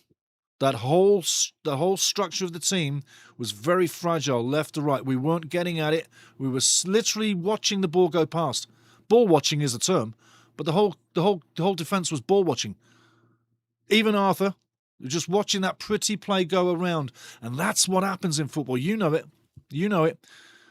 The ball just goes past you. The play goes past you because you're watching the other team with the pretty play that puts you into a false sense of security. And literally, I just saw us get disjointed out of the game there. And it happened. Punch, bang. Now we've got to get that energy and the urgency. Get that? Let's get into it. And that's what we need. Like I say, it's not a bad thing getting scored on early. Coming all the way up to Arthur. Nice gather by Arthur. Arthur's got now a little bit something to prove in the second half now. Going down with a goal early, he'll have a desire to bring some real good saves and real good performances. And don't forget that magical save he did in the first half, keeping us in the game. So he has supplied so far. Again, I'm agreeing with Issa Kabore. Where's the foul?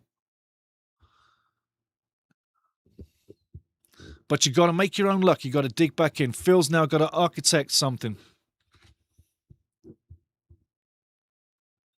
Does Phil see a hole in the tactics of Chris Davies and Birmingham, looking for their first win in 4 matches, first loss or first match that they don't lose in 4 as well? Ball coming over, Issa Kabore keeps it himself, passes off. It's all very frantic. Everything is very frantic. If you want my opinion, Ollie Rathbone needs to come off. Okay? You don't hear that many times, but my opinion, Ollie Rathbone needs to come out of the game.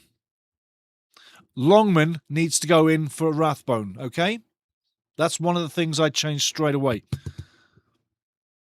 Smith needs to come in for Louis O'Brien. That's the second thing I change. Matty James needs to come out as well. Josh Windass goes in. Put them in right now. Right now. Not at 65, not at 70. Right now. Give them a chance to get the legs into the game and to read the match. Those three changes needs to happen because literally Rathbone, O'Brien and Matty James are not factoring in this game whatsoever.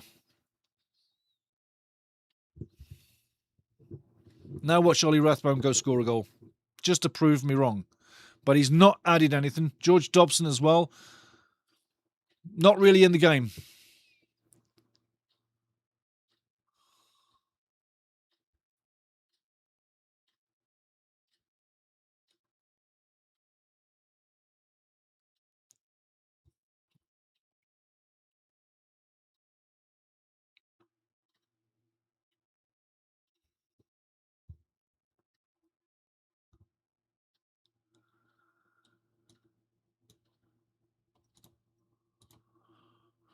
Be going into the chat here in a second, guys.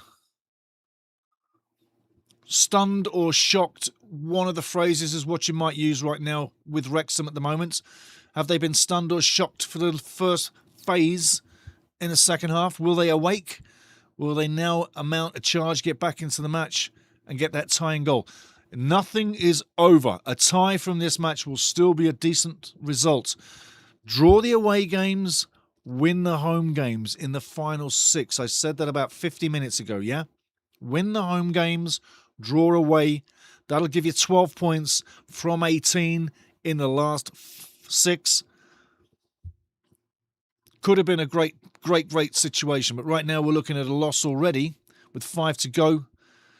The max you can go there, 11 points. 3 wins, 2 draws. This would be a draw. Samuel down the line with the ball. No free kick, says the referee. Headed on down the line. Thomason wins the ball. It's all scrappy again. Ball going down the line. Kiefer wins it, keeps possession, loses possession, hasn't had much possession, much luck at all. Nice play by Matty James coming through. Strong play. Ball was out. And a little bit of afters there by Stansfield. Kiefer Moore picking up the pieces. Can he use it? No, he can't.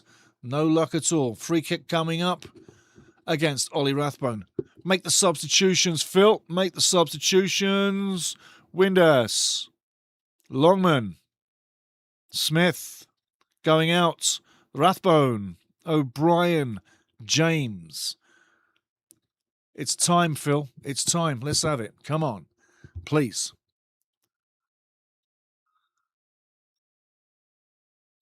Octo gifted experience. Sorry for my French. No bloody problem. When it's nitty-gritty time of the season, when something is riding on it, everybody in this family has position to literally rant. I'm not saying you've got to go into an F-bombing tirade, but if you drop the F-bomb, big deal. Okay? If it's not the first 2 minutes in the YouTube video, we can swear if we need to. And not everybody swears on this channel rampantly and just for the fun of it. If you're going to swear, I know you're angry and I get it. And it's totally viable and I agree to it. Not a problem. It shows the passion. It shows you give a shit. Oops. But you do. And that's the point. That's the point. So if you're going to swear, it's not a problem. It's not a problem. Like to say, it's an articulate word. If you F-bomb, it's an articulation into a sentence that emphasizes you're either very happy about something, wow, or something not so damn good, yeah? So, just a few little tweaks to the ground rules. We're all well behaved here, but tweaks. 57 minutes gone, 1-0 down on the road, booing, ball over the top. Is he going to get it? George Thomason needs help. Beautiful take. Ball over the other side. That's a great ball to keep the ball playing. Nobody's going to take that one. Wagner takes it down on the far side. Wrexham literally have woken up a little bit since that goal here in the second half, but what a bad time to give away a goal. Bit of a softie in certain places, but like I say, if you're just tuning in, we were watching the play go by. Lovely, pretty play. Everybody was standing off. No one was pressuring the ball. Nobody was wearing the opposition's shirt. We're just watching a lovely play go by, and we just watched it go all the way in the net, and Arthur really couldn't do too much on it, and it's 1-0. And like I say, it's time to get that energy back, and urgency. Tea time. But again, nobody be down. We've had a fantastic season. No matter which way this rides out, no matter what happens in the season, we've had a fantastic season. And building. We're a very healthy football club. We are. And there will be changes. And don't forget, from now till the start of next season, this squad is going to change again. You're going to see people leave again. People you might not want to have come back again. Ball now, down the right side. Kabori, again, double teamed. Goes past one, goes past two. Maxi Kluth tries to give and go, but the ball is kicked out again. Well intercepted by Birmingham. Maxi with the ball, takes it. Comes inside. Matty James hasn't really operated too high in the game. A little bit sad. His creativity has been a little subdued. He's better when he's higher up in the field. And let's not forget, coming back from the injury, wants to take time, but is giving us that ball moving and that possession play that we desperately need in this game. Beautiful ball down the side. Looks like he's a mile offside, and he is. Needed the ball to come through easy. But again, it's been a fantastic season. Don't anybody beat down. Going into the chat before I miss out on where all the gold is, because you guys bring the gold. But going back to Angus, says, have driven by this stadium on the motorway many eons ago. Love it. Well, Steve, this game is like dirty street fight. Let's just play football. Absolutely. I totally agree with that statement. In fact, I love that statement. It's like a dirty street fight. It is. It really is. The off-the-ball stuff going on and the garbage by David Webb. Yeah, it's like a dirty street fight. It really is. Come on, Louis, get in there. Put a foot in there, fellas. Let's get the ball. Well done. I tell you what, talk about a ping-pong ball going the Blue Waves' way. Every red foot in there was really on the money for a good footage and a tackle, but the ping-pong ball just bobbled blue side, each way. Foul coming up, shot coming in, and there you go. That's why Stansfield isn't doing too much at the moment. Not a purple patch for Stanfield. Snaps at it. If he takes a little bit of time, comes inside, he might get it. But he takes too long, too extra time, and goes to Mars with the ball. But again, it's been a great season, so there's going to be changes in this club. And we got a long way to go. We've got half an hour of football. We just need a little bit of rub of the green, luck of the dice, call it what you want. That's too hard. That is too hard again. Kabori's like, what the are you doing, Dobson? That's what Kabori's saying. And Kabori has looked at Dobson a couple of times with, why are you thrashing through the ball? Just pass into feet, man. So there we go. Nathan is a surprise there, but Josh is coming in. But hey, like I say, fantastic season. We've got nothing to be down about, nothing to be pissed off about. We can be disappointed if you want to that we're not in this game as we should be and not high-flying in the playoffs as we were hoping. It's reality, guys. It's reality. It's going to take us a while to fit into this league because this is a really top league. A lot of people around the world say they think this is the best league in the world because on any given day, anybody wins. And for the entertainment and the way the structure of this league is, I really do enjoy the Championship, always have done. It's my favourite league, not the Premier League, you know that. But as we build in the summer with more players and then get ready for next season, and the Cop is then in the build, Kiefer now waits for the ball. Ball coming in, well played by defender. Birmingham keeping the ball out of the box. Issa Kabori looks like he's got a bit of a problem. And Wrexham making 2 substitutions. Di Humphrey says, guess I didn't miss much. Not so far. Not so far.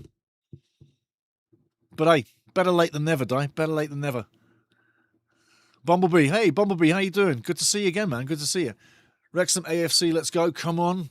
Bumblebee's in the house. Let's do something for the bees. 63 minutes in. Nathan's in. Come on, Nathan. Nathan was running and moving the ball pretty decently recently in the last couple of games. I'm hoping that confidence that he had the ball can do something here. He's the kind of guy that can win a free kick in the right place, even a penalty perhaps. He's nimble on his feet and he can literally... Birmingham players are like lunging in, okay? They're on literally high sails, but they're lunging in with the tackles. Nathan's the kind of guy that can twist quickly and maybe twist away at the right time, and at the right time perhaps forge a free kick, or like I say, maybe even the right spot, even in the penalty area, win a penalty. It's a penalty, it's a free kick, it's a corner, get us back in this. I don't think it's an open play goal. Matty James has done all he can, but I've got to say, not the versatility that Matty James had prior to the injury. It's going to take him a couple of matches to get that game fitness, and I don't think he really has it. He did well, but I don't think he's got that maximum game fitness at the moment.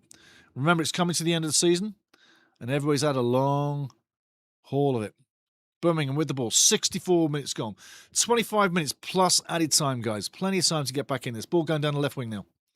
Great tackle by Maxi Cleworth. Lovely play. Waits for the ball to settle. Ball in there. Takes it off Samuel's foot. Beautiful. Wagner with the ball. Throw-in coming out. This is the meat of the game now. The last 26 minutes. This is where it's going to happen. That goal is something that Birmingham will hold dearly, but it's not. Look at that dive. Look at that dive. Look at that dive. If it's not a foul, referee, you must book him. You must book him. You must book him. You must book him.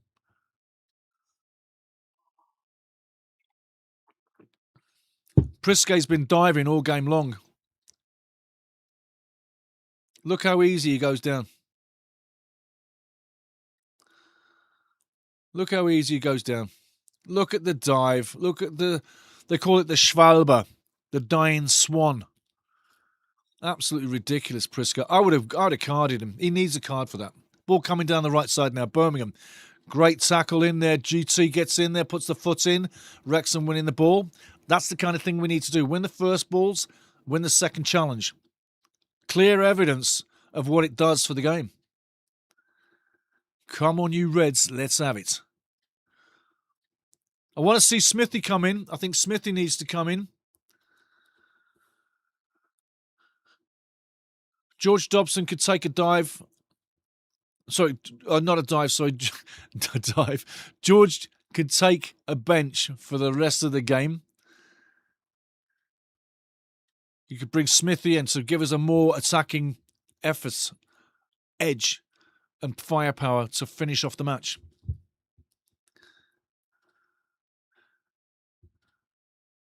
But like Kevin Babb says, Kiefer Moore's good at the hold-up play, but he needs someone to run off him like an Ollie or a Josh. Now, Josh is on the field, so hopefully that can happen. GT loses the ball, gets the ball. I'll tell you what, he just doesn't give up, does he, George Thomason? And he's fair. He keeps his hands off. He's a real footballer. Uses the body wisely, but yeah, great action by George Thomason. Great fan. Ball through there, keep us coming. We'll get there just in time. Josh Windass, very much awake. Very much awake. If you're just joining in, 66 minutes gone. We're down a goal, second half. Header coming in, and Arthur just couldn't get enough on it, but we didn't do enough for Arthur to keep him protected. That's what I'm saying, to be fair for Arthur. We all conceded that one together. We just watched the pretty play. Weak hand by Arthur, 3 defenders switched off. Come on, Wrexham. There you go. That's what Steve says. Stevie said something similar, but Steve says weak hand by Arthur. There. Defenders switched off. Come on, Wrexham. You couldn't say it any simpler than that and any more to the point. Absolutely. Birmingham now with the ball at the back, clearing it up the line, coming up the line. Dive. I tell you what a dive. What a dive. Look at him. Look at him. Look at him. He's up and he's crying. He wins a free kick, but he's up and he's crying. I tell you, you got to laugh sometimes, because if you wouldn't, you'd cry. Phil now, sidelines, got to do something. But what's he going to do? What's he going to do? You're bringing in Smithy? I think you need to bring in Smithy now. He's a striker that's in form, Phil. Come on. But yeah, weekend, says Steve. Defenders were switched off. Yep, free kick, no free kick. Arthur, I tell you what, nice save by the kid on the sideline there. He's another keeper of the future. Sign him up. Sign him up, Phil. Sign the kid up. He's sitting next to the scoreboard, the Virtu. Sign him up. Di Humphrey said he should have had both hands on it. That's what I'm kind of thinking. It was in the right height where he could have just come over and parried it. If he gets two hands on it, it's not going in. So big point, Di. Well done, man. Big point. Ball coming over now. There's Dobson thrashing through the ball again. Just gets there. Nathan now takes a spin, turns with the ball, going straight for the keeper. You could have seen that one skipping by him, couldn't you? Oh, wouldn't that have been lovely? A ball with eyes going past Beadle. That would have been lovely. Beadle now, long with the ball, all the way down the field. Up to halfway.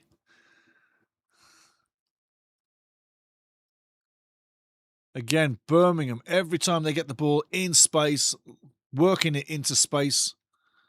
And Wrexham working hard to stay with. Maxi takes the corner. Into the chats.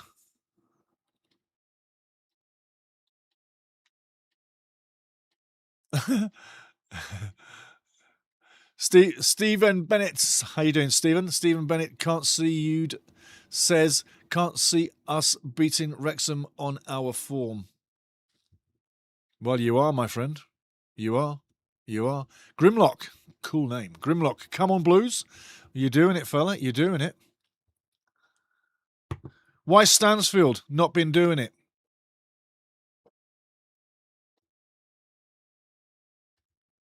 And Clara, I tell you what, is a mountain for your team. Ball in, corner, dangerous. I told ya. Dangerous. At the back post. Too busy fighting. Strong. Gets the second goal. That's a wrap. That's definitely got to have a wrap today. Arthur Okonkwo, take a look at yourself in the mirror on this one. Physically manhandled at the back post. You should never get physically manhandled at the back post. Fair dues to Clara. Fair dues to Clara. Fair dues to Birmingham. 2-0. But take a look at the back post. Wrong guy on the wrong guy. Issa Kabori should not be at the back post there. It should have been Callum Doyle at the back post or Maxi Clough. Either or stuck to the back post. They're pairing up with people. That's fine. But your big man should be on the back post. Safeguard again. It's play zonal. Tagging a man, that's not the way to defend a corner like that. And Arthur, if you're going to come, you got to collect. Birmingham laughing their asses off. Very happy right now. Welsh Dragon fans, Red Dragon fans, I should say, not too apparently happy with this, and we're not. Long faces in the crowd. 2-0 down, 20 minutes to go. Vicente on 48 and Clara on 71. Wrexham now through the middle. Nathan tries to touch it through. Kiefer not looking. And an easy gather for Beadle. 2-0 down. Grimlock says, come on the Blues. Well, I tell you what, looks like you're doing it, fella. Looks like you're doing it. Octo says Wrexham. Wrexham. Literally praying and using Qigong to will a goal now, I am. I'll tell you what, anything for a goal. Ball coming in. Birmingham ending their losing streak. 3 losses back-to-back becomes now 1 win. And now they're unbeaten at the moment if they ride this one out. We need 2 quick goals, guys. You've seen Wrexham tie 2-2. We need it now. Is exactly what we need. Is it going to happen? Never knows. Looks like Damari Gray's coming on. I always like watching Damari Gray. He always looks so chill.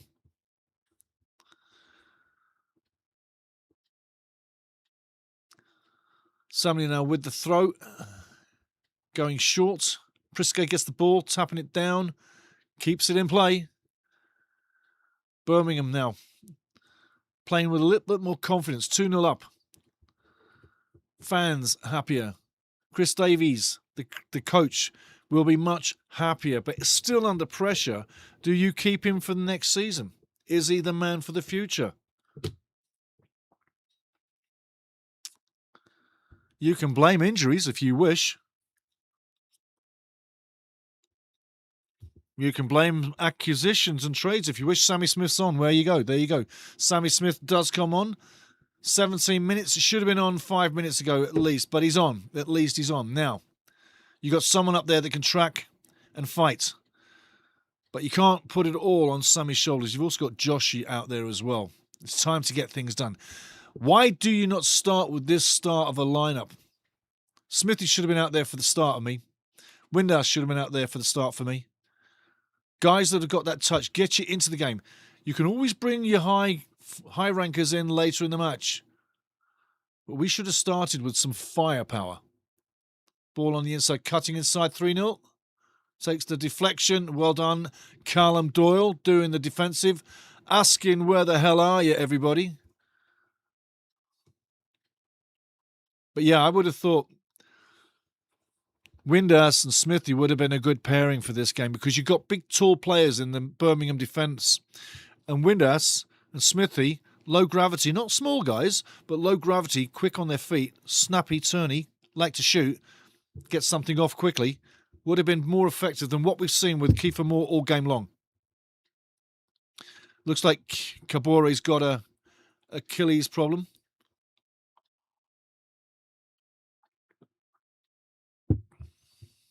Something's not good on Kabore. In Chris we trust, says Grimlock. Well done, son.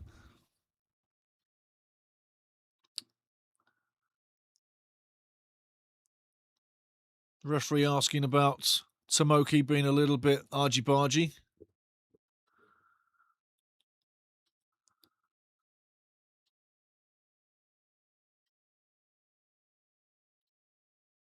Octo Gifted says 22-1 for Wrexham going up this year. I'll tell you what, there's a better chance next year. Ball coming in, not your best corner, but I'll tell you what, low balls have proven difficult in the past. Stansfield nearly getting something off there.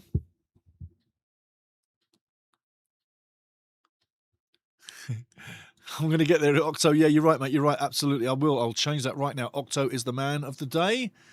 And as much as we hate to say it and do it, we're going to do it. Boom, boom, boom. Over we go. Over we go. There you go. Well done, Octo, my son. Well done, well done. Birmingham fans will love you for that. 1-0 it is so far. 15 minutes to go. Sorry, 2-0 it is. Let's make it right. I'm only winding you up. 2-0 it is. 15 minutes to go. We need another miracle. Are we going to get another miracle? I tell you. Or is it going to be worse?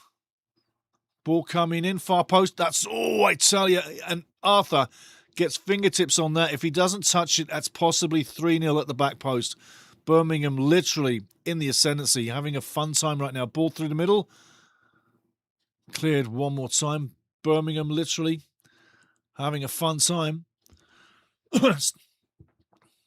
Hard tackling, swashbuckling style football right now. Man down in the box. Referee does eventually whistle the play down.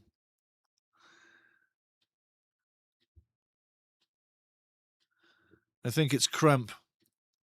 Do you know, I don't know what it is with these footballers nowadays, but did you ever have cramp when you played football? I'm sure you did, right?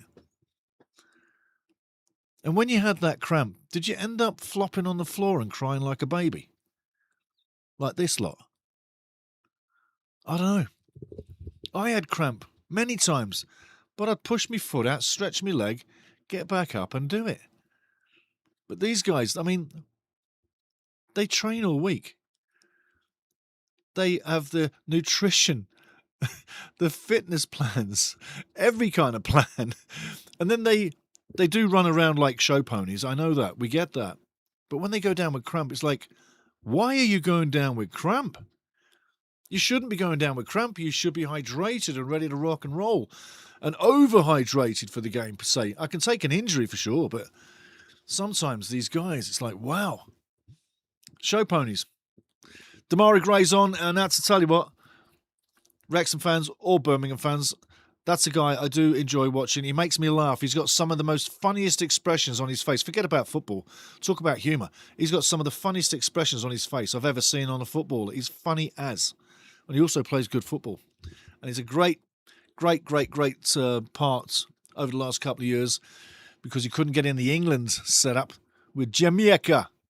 Yeah, Wagner's hobbling. I'm not too sad about that, that's for sure. Just being honest. Just being honest. Nothing bad, Grimlock, nothing bad. Just being honest. Hey, by the way, the World Cup's coming, everybody. Don't forget, the World Cup is coming, and we are going to be covering World Cup matches, all the big games.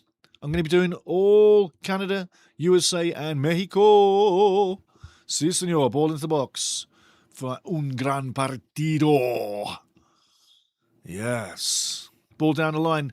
Not going to make it. Arthur should be coming to collect nice and easy, throwing it out to the far side. Yeah, but the World Cup, we're going to be doing it. And just like this, and I'm going to be setting up the new studio for the World Cup. And we bought some stuff, some really cool stuff for the backsplash. Some stuff you haven't seen yet at all on the world stage. And I've got it all bought, paid for, ready to assemble, ready to display. I'm not going to tell you anything, but it'll look good. The World Cup studio is coming. 10 minutes to go. Wrexham need some kind of love in the game. Give us a goal. Give us a goal. Ball on the edge of the box now. Sammy Smith turns, keeps the ball in play, wins a corner. Wins a corner. Well done. Hands in the air. Well done, Sammy. See what you get? We're further down the field with Sam than we were with Kiefer. I'm not knocking Kiefer, but it's a different style of player. And in this game against Birmingham City, their kind of defence, they're all giants. One giant amongst giants does nothing really much. Smaller guys amongst the giants, quicker on the ball, centre of balance, quick plays, quick turn, quick shot, quick passes. It defeats the giants. Different style. Ball in the box. Great corner. Keeper takes it. Nice catch by Beadle. He looks like a keeper out of the 1970s there.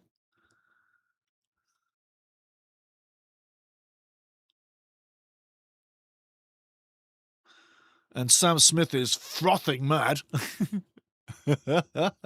Taking out Beadle.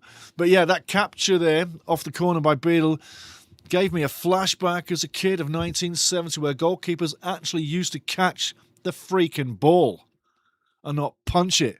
Keepers would have been embarrassed back them days to punch the balls. They didn't like punching the balls. They liked to catch it. They also liked to go down and smother the ball instead of do the splits and have it go under them. And you know I'm smiling, but those are observations, as I say humoristically, but those are true observations. Ball up to the top now. Smithy can't get there.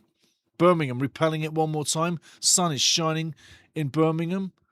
Must be a horrible place to live. I'm joking. I'm winding you up, Grimlock. Keep enjoying the win, son. Keep enjoying the win. You haven't had one for a while, and let's face it, with the teams that came up last year from League One, Charlton, Birmingham and Wrexham, they've all survived so far. Charlton closer to it, but should survive. Ball over the top, should be easily repelled as it is for Birmingham. And again, it's been a great season for Wrexham fans. Birmingham, you've done well so far. You've had your troubles, injuries, yada, yada, yada. You can only blame that so far. And Chris Davies, is he the man to keep for the future? And some of your players, how many are you going to be changing out? Because it didn't happen this year, did it? Really wasn't what you were hoping for. You always hope for more. Nice play by Smudge. Smudge putting his head in where it hurts. Wrexham now playing the best football that they've played in this match right now of the match.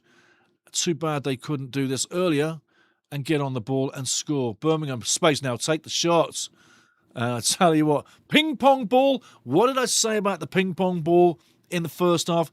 Everything that worked in this match, ping pong balled in the Blues' favours. Great tackles by Wrexham, didn't come off. The ball just ping ponged back to the Blue.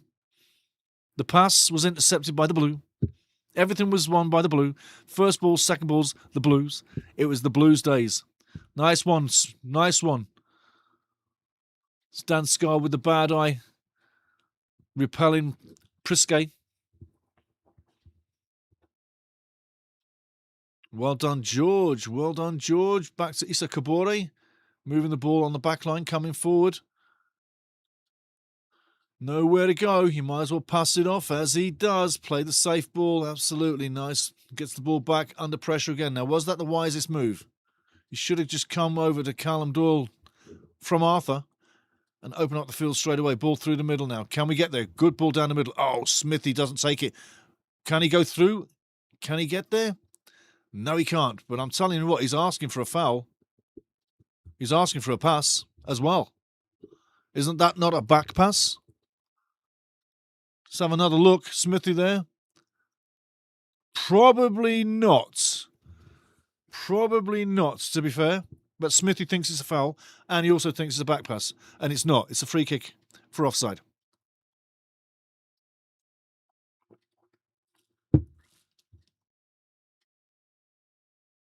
Nice skill by Nathan, but too much time on the ball, and he coughs it up. Birmingham winning the ball, and in comes Louis O'Brien. Free kick given away. And there's the referee wearing the blue shirt one more time.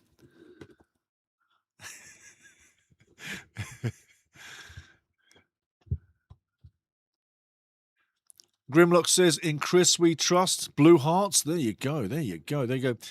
There you go. There you go. There you go. Subs maintain. Dice says, sorry guys, but Okonkwo can't deal with corners. I'm going to say this right now. Next season, if we want to be a team that gets automatic promotion, we got to get a big goalkeeper. A big goalkeeper. You can fall in love with your players, but I fell in love with Wrexham, the club, as a kid, not the players. I'm still in love with the club. We need a big keeper. Arthur's a great backup. We need a big keeper. You might not like that, but the decision I'm making is based on some of the big errors he's made this year. He makes some great saves, but some of the basic errors that he makes that cost us goals, you've got to be honest, guys. You have to be honest. If we want to get up there and be great, we've got to have greatness throughout the team. Big hand for Issa Kabore coming off. He's done fantastic all day. I love everything about Issa. We've got to lock this guy down. And Kyler Dunn coming in. Let's hope he has a little touch on the net. 2 goals in 5 minutes and he ruins the Birmingham Blues days. But again, I got to say, I love Arthur. Fantastic keeper. But we need greatness in goal. And he's let us down at times. And he's also saved us at times. And he's done great saves at times. But consistency. It's consistency in between the pipes is what we need. We need to be in the match where the defence is so confident with the goalkeeper that they can relax on the ball and not be petrified in and around the 18-yard box. And too often, games on the road, we don't get in the match, we get under pressure, and we look petrified. We look petrified around the ball. And we need to be relaxed. And a great team starts from the defence. Great defence. Every winning championship team has great defence. That's what you build off. That's the first thing you put together.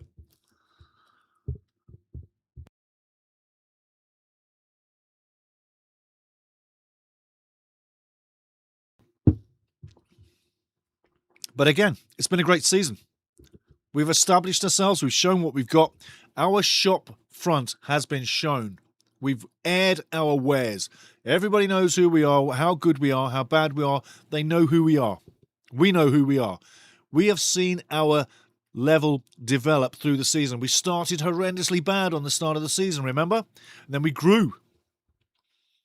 And then we had quite a few unbeaten runs as the team was developing and the season was fresh and we were all healthy and fit.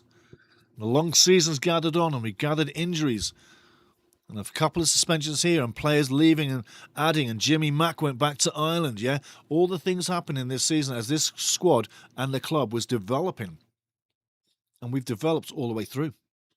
So now we know in the summer there's a few players we can be moving along and adding to really bring up the level of this squad. I'd say in the summer, if we can, I think we need to move 5 to 6 players. 5 to 6 players to build up this level. And I'm looking at a big goalkeeper in that squad acquisition list.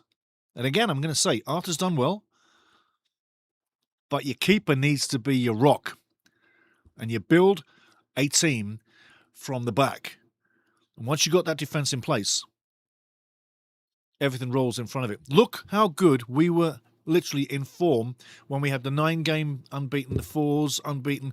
We were literally rolling. We were turning draws into wins and losses into draws. And recently, we're having trouble with that. Long season. The pedigree of the players is there. You've seen it. You know what it is. But again, it's been a long season. Summer's coming. Shopping list is there, out there. The copper's being built. A fantastic season next year with a playoff promotion or an auto promotion, but I'll take a playoff promotion. But gets there next year. It's been a great season. Look at that water coming down. Isn't that just gorgeous, eh? Lovely, treacherous rain coming down.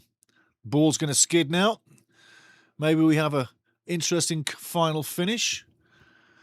Beautiful sunny day has gone into the typical cats and dogs rain in the UK. And rain is something that Wrexham would love.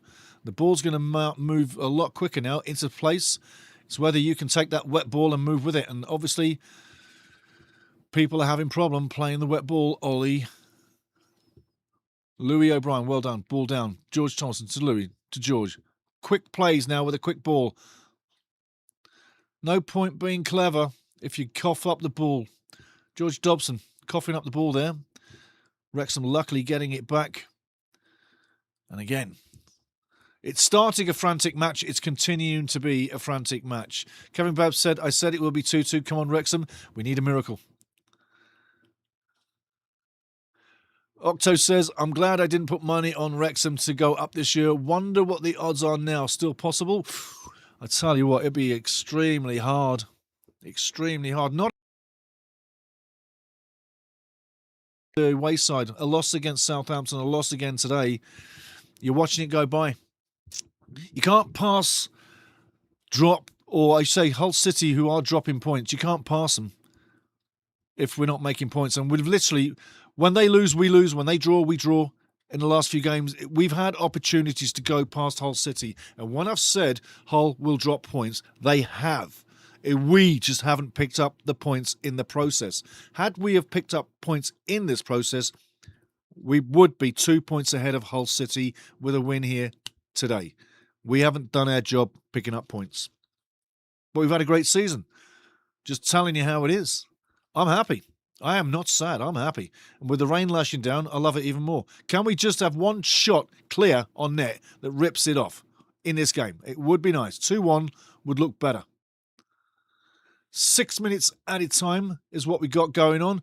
Referee immediately blows advantage. Arms straight in the air. Doesn't even think about it. Keeping the play alive, Birmingham. With Damari Gray taking the shot. But that rain is beautiful. Sad that we didn't have this rain all game. Free Pug Show. If we don't make playoffs, to me, it's a disappointing season. We were in the driver's seat and just choked at the end of the season. That's how it looks. It looks like we're choking at the end of the season, but I think it's more than that. I think it's fatigue. The energy levels are not there where they were. And I think we're becoming a little predictable. I'm not coming down on Phil's tactics, not at all, but I think we're becoming a little predictable at times and easy to play against at times. Hard to break down, but easy to play against. Ball over the top now, into the box. Still nothing happening. Birmingham clearing the ball. Octo says, I didn't like Jimmy. Jimmy Mack. A lot of people didn't, man. A lot of people didn't. Kevin Babbs. I'm almost certain our Northern Ireland international keeper will be up for grabs in the summer. No way he going to play in League One. You never know. You never know. But like I say, the pieces to the puzzle, we are figuring out with the squad what we don't have, what we need. The owners are going to be watching this going, F-bomb, Ryan. Great catch by Beadle. But they're watching what's going on. And I'll tell you what, side note, people leaving St Andrews now in the stadium, I can't believe they're walking out of that stadium with their team leading 2-0 up. It's like, what the hell are they thinking? Stay till the final second. Ball back to Arthur, and he does collect it. But again, we are watching what we need to absolutely change out. So, like I say, 1 second. Just got to get rid of something. Thank you very much. Boom. We're going to be going into the post-match pretty soon here, guys. But like I say, for my take right now, we are literally witnessing the shopping list in front of our eyes. There's guys there that we can keep with us for next season. There's guys that we can be changing out. Octo's a big, massive Lampard fan. He's doing well with Coventry. I'm happy for Frank. I am. But they're going to get taught a lesson next year in the Premiership. They might come straight back down. It's funny how that works. Final minutes now. Birmingham 2-0 up. 2 minutes to go. Grimlock says, GG guys, all the best for the rest of the season. I hope your fairy tale continues. Future looks good for both clubs. Keep right on in. Well done. Class act, Grimlock. Class act, mate. Class act. Class act. And you love the banter, and it's good that you do. And I tried to wind you, and I did. And you got good banter, mate. You really do. So well done. Well done. And do you think Davies... I know what you're thinking. You're a keeper with Davies and you love him. What about striker? Is that a big hole still? Last few minutes coming down. Octo Gifted Experience says, like I said, I lived in Fulham and went to Chelsea's nightclub in the Chelsea days. Oh, really brilliant, mate. Boom. Ball inside 3-0. Oh, easy gather. Should have been 3-0. He should have been sliding that inside the post. Bad miss. Big miss. Grimlock. Grimlock, come on. How are you missing that? Look at him. Wide open. Scuffs it like a school kid. Good on you, mate. Good on you. Wrexham now. Final seconds coming down. Chelsea nightclubs. Beautiful. Down the King's Road. Down the King's Road. This guy. Oh, yeah. Fulham Broadway. Angus. It's really coming in now. It's really coming in now. I'm in the chat, guys. We're in the post-game, and we're staying in the post-game for 10 minutes after kickoff. There won't be much fun in this, but you got a wrap is a wrap is a wrap. Seconds to do coming through. But well done, Grimlock. Good to see you, son, and good luck for next season. CPM _1975. How you doing? How you doing? Yes, Wrexham had a great season. A 7th place finish after 40 years away from the second tier in the lower leagues is very impressive. A massive squad change occurred with only 2 duds, Hardy and Cody and Rodriguez. 3 duds. Hey, Rodriguez was shit. Sorry. I have to say it. I want him gone. Get off the wage bill. Get a young kid. I'll bring Harry Ashford back, and he scored for Cheltenham, by the way. And the game is done. Phil's walking off, not too pleased, as you can understand. Arthur head sunk, not very impressed. In fact, a little bit of a bite the lip situation, guilt trip. Yeah, your criminals wearing black were absolutely terrible. That guy in the middle, Webb, what a thief. Absolute criminal. What a thief. No wonder he's wearing black. Absolute thief. Terrible ref. And you know I'm having a laugh. Some of the calls were bad, though. I tell you, they were. But Vicente on 48 and Clara on 71. It's a 2-0 day for Birmingham City. Fair dues. They did nick it. They had the better of it. They did deserve the 3 points. We really weren't at the races in any way, shape or form. And we did watch the match go by. We didn't walk to a loss. We ball watched to a loss at the worst possible times. There's a time to watch a pretty play, and there's a time to destroy a pretty play in its beginning phases. We didn't do either. We didn't get the first balls on today. We didn't get the second balls on today. We didn't get the flowing possession going at all. We were at the races defending most of this match in a counter-attack style, which is our situation. but we didn't get going up front. And I'll say this much. Kiefer's a great forward at holding the line for us. But I think today, Windhouse and Smithy may have been the better option to have started this match because as you saw Wrexham finish the match, we had more to play and we had more play up front in the last 15 minutes than we did in the previous 75 minutes. It proves the point. Sometimes you need the big man. Sometimes you bring the big man on later. Today, for my money, this was the small man situation. Two guys up front. Quick feet, tic-tac-toeing in between the pylon giant defenders, and you have more fruition. Arthur Concro going over to the fans. Is he going to throw his gloves away? He's throwing his gloves away. Has he got anybody who wants them gloves? Does anybody want them gloves? Let's have a look. Is anybody coming over? Oh, we just got cut from the camera. I was looking for some kids running over to get Arthur's gloves. Nobody did. Hey, that's what it is. Possession-wise, I'm going to go and tell you everything we know pretty soon. But on the season, 7th is pretty good, CPM. It really is. It really is. And your duds, Hardy and Cody. Yeah, Cody, he is a little battered and bruised recently, but he's back out of hospital, so he should be okay. But yeah, definitely a dud. And cost us points earlier in the season. And those points that Cody cost us earlier in the season would have us at least 6 to 7 points clear of Hull City even now. So talk about dud. Yeah. Nigel was the manager used to let us in the VIP area. Okay, I gotcha. If I pay for a match, I'm staying for the entirety. Yes. Octo says, one love. You betcha, mate. Woody Windsor, you were wrong, Stevie. There is no hope for making the playoffs. There isn't now. There isn't now. There was. There was. Absolutely. I've got to read this one. I would have kept.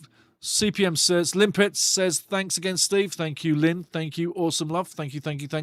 Enjoy the sunshine. Octo and the Italian element of Chelsea are family to me. Wow. Yeah.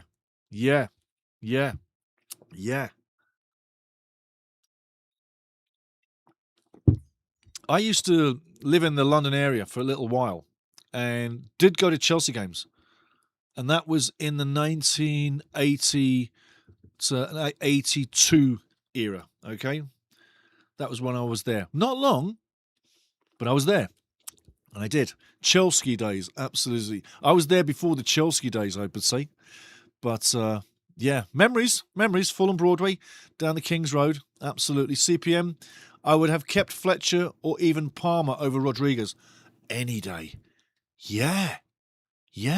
I mean, Phil's really there up close and personal. He sees things that we can't see, and I get that. But, I mean, you see the power of Fletcher. You see the power of Palmer. Other people have commented on why we didn't keep Palmer. I've thought Fletcher would have been a great guy to have on the bench to come on and get a winner to run down the wing again, you know? So it amazes me because, look, honestly, I've got nothing personal against Jay Rodriguez. But you have to imagine, even the chances that he's had to finish the ball off playing for Wrexham in behind the net, he louses it up. He's never on target. He doesn't hit it on a consistency. And as a forward, you want him to hit the net. You want him to score goals. You want him to make plays. You want him to assist. But he's a flatliner. It's like having a play that you know is not going to come off when this guy gets the ball every time he gets it. And that's the point. And that's what I'm saying. Anyway, got to agree. Yep. Still in the chat, going in with the chat. I will contact Lampard and see if he can give us a pass. Yeah.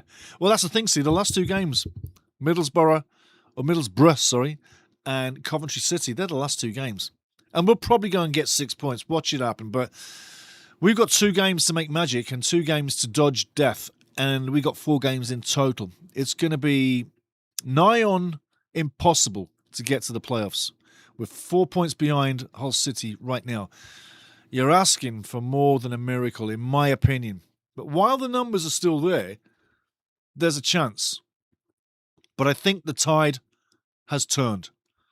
And I think in twists and turn land, which I promised you there would be, and there still will be, and there will be moments where Hull City do drop points again, and we think, as fans in our hearts, oh, we can get back into this. Oh, they drew. Wow, we can get into this. It's not over. We're still in it.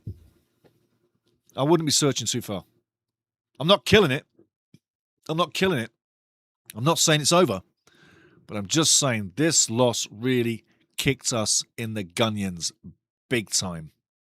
Let me have a cup of tea. Excusez-moi. Going back into the chat with you. Di Humphrey says, a step too far. Yes, Di, I totally agree with you. I totally agree with you. I totally agree with you. Yep, mate. Woody Windsor, you were wrong, Stevie. There is hope. There is no hope for making the playoffs. I hope that's just explained it for you, Woody. I do. Di, we can all relax now. Yeah, right? Seriously, when there's nothing on it, we can enjoy these games and just enjoy the football match. And I think that's where we are right now. And I think when you come to the summer, and we'll get the trades done, get some players in, you know, it'll set itself up. But we've put the foundations in, just like the Kop, with those two towers coming out of the dirt, right, at the Kairos. Them are the foundation building blocks of the whole Kop. Just put it that way, okay? Well, what this team is right now is because of what has happened in the last 5 years. The foundation where we are right now has been built over time very carefully and is still being very carefully put together. And that's why they didn't make a big song and a dance about, well, we're going to go charging for the promotion here. We're going to go for the playoffs. We're going to spend some big money in January. And they didn't. They appeased us with little signings, right? And some of those signings I wouldn't have made. If you're not going to put the money on the table and bring the big quality in, then wait till the summer. That's what I'd say. Run with what you got. We've survived the season, but they gave us some cherries with the players that they brought in. They may well not be here for a long time. I tell you, what we picked up in January, maybe one sticks around long term. Maybe Vine is the only one. Just saying. But we are now putting the final touches for next season together in the summer, in my opinion. Okay? Bring in some quality. Big goalkeeper. Massive central defender. We need a general in defence. We need a creative midfielder of absolute quality. Go and get a Premier League style talent quality. And then we need more forwards up front with real finishing ability. 5 players, 6 players maybe in the off-season. Put them to what we've got. Release people like Hardy, Cody, Rodriguez, and maybe somebody else who's not doing it. But eventually, add more quality, and this team starts to gel. Next year, make a charge at it. The Kop's finished. The foundation's laid. Everything's perfect to go rolling to another level.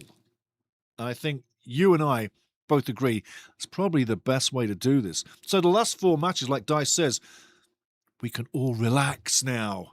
We can all relax now. We can. We bloody can. But I think we're going into next season in a great shape. This season we proved who we are. Everybody got to know us. And like I say, we're in great shape. Back into the chat. Kevin Babb says, from an outsider looking in, I think Wrexham have done really well this season. It's a huge step from League One to the Championship. It really is. It really is. We discussed that, didn't we, eh? The step up from League One to the Championship is massive. It's even bigger from the Championship to the Premiership. But, again, a little doty there. I love the Championship. I think it's a fantastic league. I love every match I ever watch. And I watch a lot of other clubs as well in the Championship. Always support you, Stevie. Thank you, Octo Gifted Experience. Thank you very much. Remember, like, subscribe, join the family, guys, before we get out of here. Everybody. Di Humphrey says, cheers, Stevie. Cheers, Di. Good to have you again, my friend. And hey, now we get to relax and enjoy the matches in a different way. Nothing on it, just the match. It'll be better. It'll be better.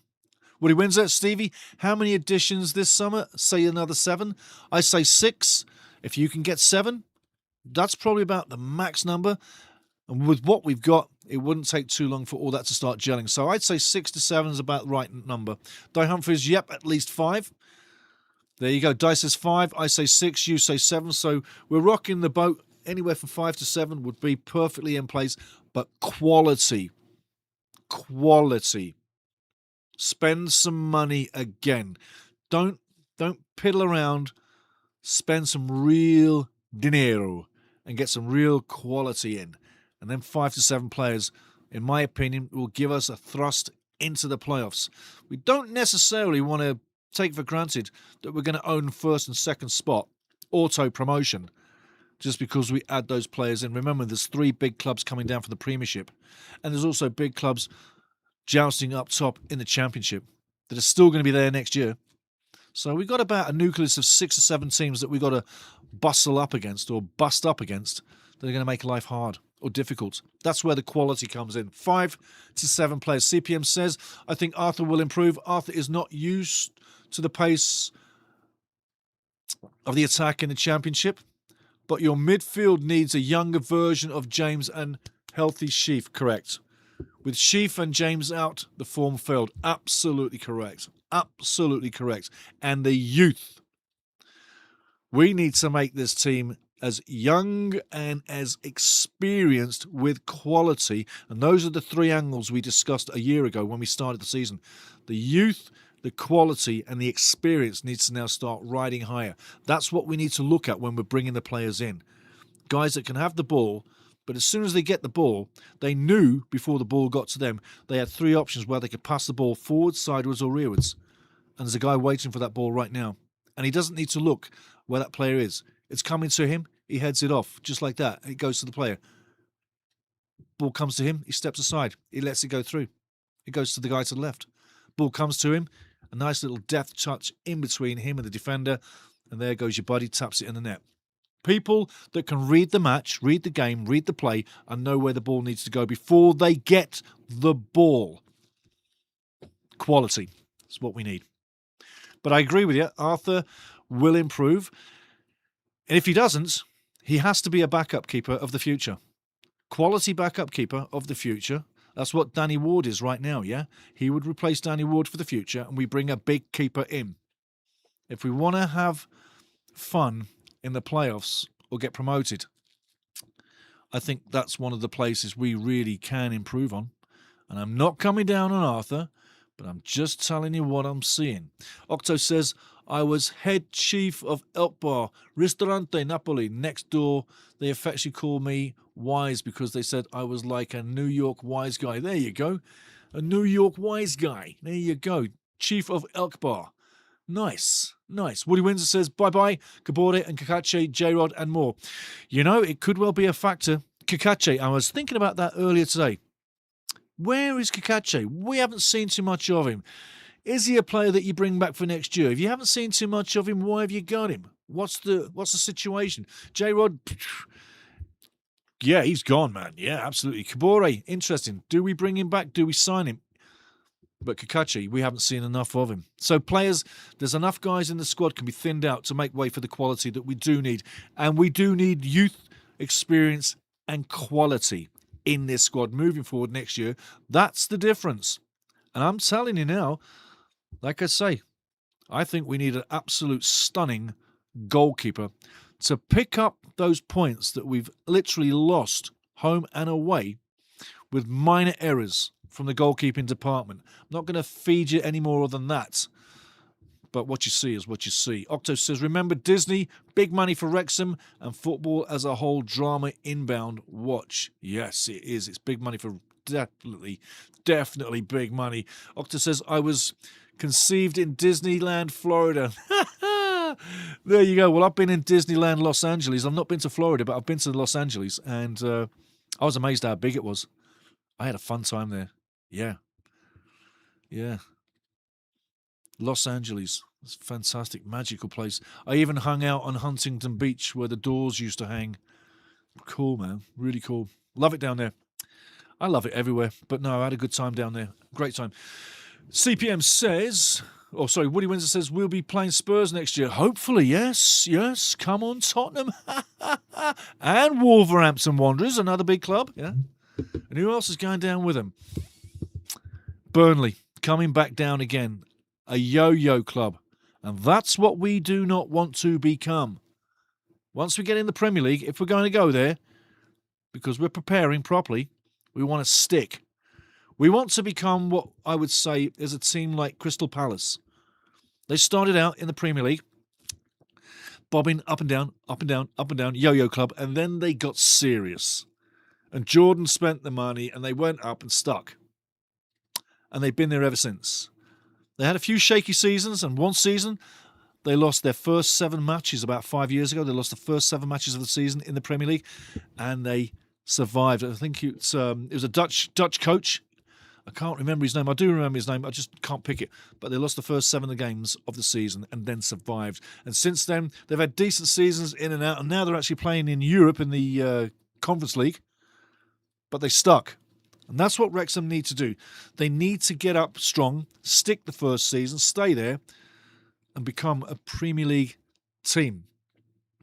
But don't end up becoming a yo-yo club, because I'd sooner stay in the Championship and have fun winning and losing games than just getting beaten up every game and looking like the away team even when we're playing at home. Yeah? There's a certain price you can pay for enjoying a good game of football. Staying in the chat, CPM _1975. Bournemouth have a midfielder that is not getting much playing time at the moment that might be available for next season. That's the kind of talent that you want to look at them. Absolutely, totally agree with that. But we've got to upgrade.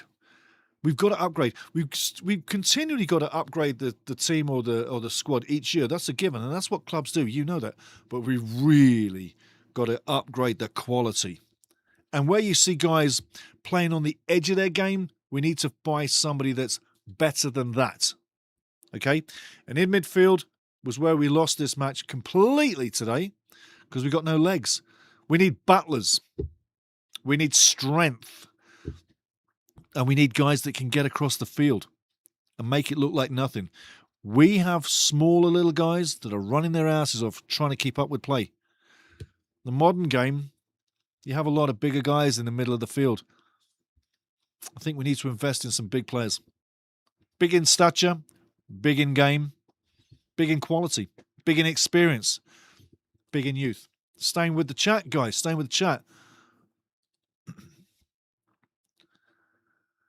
Octo says, Wrexham just got 3 more years contract with Disney. I tell you, absolutely, absolutely. And my wife, Spurs Old Firm. I tell you what, that must be a conversation. You're living with a Spurs fan. That must be so sad for her right now. My sincere, what should I say? I'm sorry for your loss if you get relegated. Spurs going down. I think the last time Spurs went down, I think it was 1977. Go check that out. But I think it was 1977. What a brain. Crazy. Octo, Chef. Chef. And he says, FIFA corrupt, we correct. Yeah, FIFA are corrupt. They are correct. Corrupt. No, I have paid in love and understanding for all this Wrexham stuff. There you go. A Wrexham fella and a Tottenham chick. That's pretty cool. Chris Cavlin. Oh, well, best finish in history. Hard to be sad with that. I think that's a great way to put it, Chris. Best finish we've had. Season's still going. We've got 4 matches left. Nothing on it, really. If we did make the playoffs, it would be a miracle now. So the pressure's off. Just like Sheffield Wednesday, now gathering draws, playing with confidence, playing with happiness. When there's nothing on there, the pressure's gone. You can release the strings a little bit and relax into the game. We haven't played relaxed in a few matches. We have not been relaxed in a few matches, and we haven't hit the level, and we've been dominated. We have not dominated our day like we should do, like I've said all season long. So, no, I agree, Chris. Best finish in history. Hard to be sad with that. Yeah, Kevin Babs, don't forget next season, 3rd to 8th place will be the playoffs. Yeah, and I don't know if I'm in agreement with that. Yeah, more teams in the playoffs, fine. I get it. More TV and more games, da-da-da-da-da-da. Does it make it better? Does a team in 8th have a chance in hell at going to the Premier League and winning a game? Yeah? Wolves, people like that, not won many games, Is it worth it? It's an interesting question, though. But yeah, 8th, going up. Yeah. Kent, Alberta Rex, how you doing, man? Have you signed up? Free Alberta? Have you signed up? Stay Free Alberta? Kent, Alberta X. Hey, Steve. Still in Asia, finally caught a match and was disappointed. Up to town. Home soon in time for the last couple of early mornings and golf. Have you signed up? Stay Free Alberta. We got the numbers, brod. We got the numbers. Them Labour, them NDP and the rest of them people, they're getting panicked. Yeah, it's interesting times in Alberta. Yeah. Can't wait to see the names and the faces we get. Yeah, that's Octo Gifted Experience talking about the subs coming in. Yeah, me too, man. New York City, Jules, how you doing, Jules? How you doing? Hi, y'all. It's all going to be great game today. Yeah. Didn't turn out too great, but hey, great season. Great season. Another season coming. Tea time, just a second.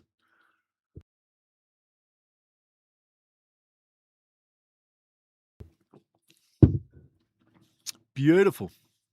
Do love my tea. I do love my tea. Wrexham got good buying power and skills in buying.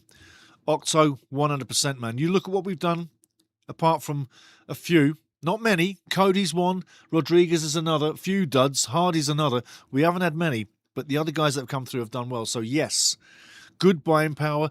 We're attractive. People want to play for Wrexham. Surviving in the championship really affirms to a lot of guys looking on, players, agents, that it's not a fluke. They did come up all these leagues. They stuck in the division high. They only just missed out on the playoffs. They're quality. People want to play for that story. That story is still going places. It's still a popular, positive thing. Yeah, I want to get in touch with Wrexham, see if they want to buy my player. Okay? Don't tell me that doesn't go on, because I guarantee you it does.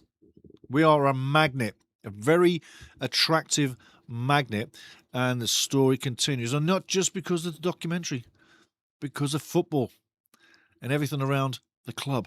So yes, we do have buying power. We're very attractive, and people will come to us. And remember, like, subscribe, guys. Get in the family. World Cup's coming. We'll have so much fun. We really will. I'll give you a World Cup you've never had before. Oh, yes, I will. CPM. All great teams are built on clean sheets. Brian Clough. All clean sheets are built on great defensive and talented keeper. Arthur has so much talent, but his misreading of the pace is a real problem. Absolutely on the money. That's what Arthur is. I'm going to read that again. CPM, you got it, man. You got the blueprint for that. All great teams are built on clean sheets. Brian Clough. All clean sheets are built on great defensive and talented keeper. Arthur has so much talent, but his misreading of the pace is a real problem. That's what it is. That's what he's got to learn. That is 100%. Brilliant, man. Brilliant. CPM on the money. Kevin says, I don't agree either, but it's happening now. You'll have to let me know what that is, Kev. I've lost that one, sorry. I think Parky not giving them the day off right after Tuesday was a mistake. You need to give players a break. And I said that as well. We got to give them the rest. Remember I said, put them in the video room. Let them do the video.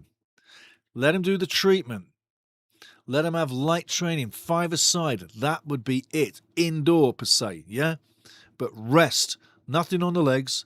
No big long runs. No on the beach. Nothing. Mental work. Mental work. Know your opposition. You're going up against yada yada. This is what you got to know. This is the dossier on that player.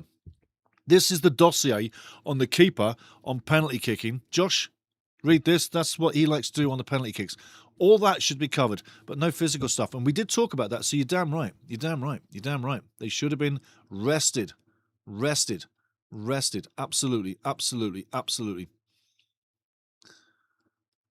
On the money, Woody. Got to say, Octo, like the poem IF by Rudyard Kipling. Yes, absolutely. Absolutely. Kent, Alberta X. Come on, Steve. I'm Canada. I'm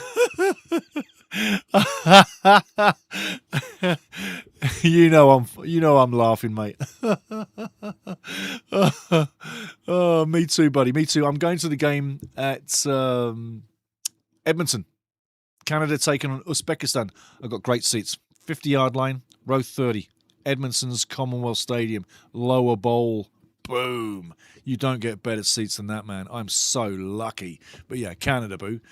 Kent says, back to soccer. The lack of proper training facility makes Wrexham seem bush league to the top tier talent. Absolutely. And that's another thing we discussed about getting things ready. The COP, the squad, the team, yeah, but also training facilities. And also with the women playing at the Rock, etc., etc., etc. Everything's got to be finalised on the training side of thing and keep them separate.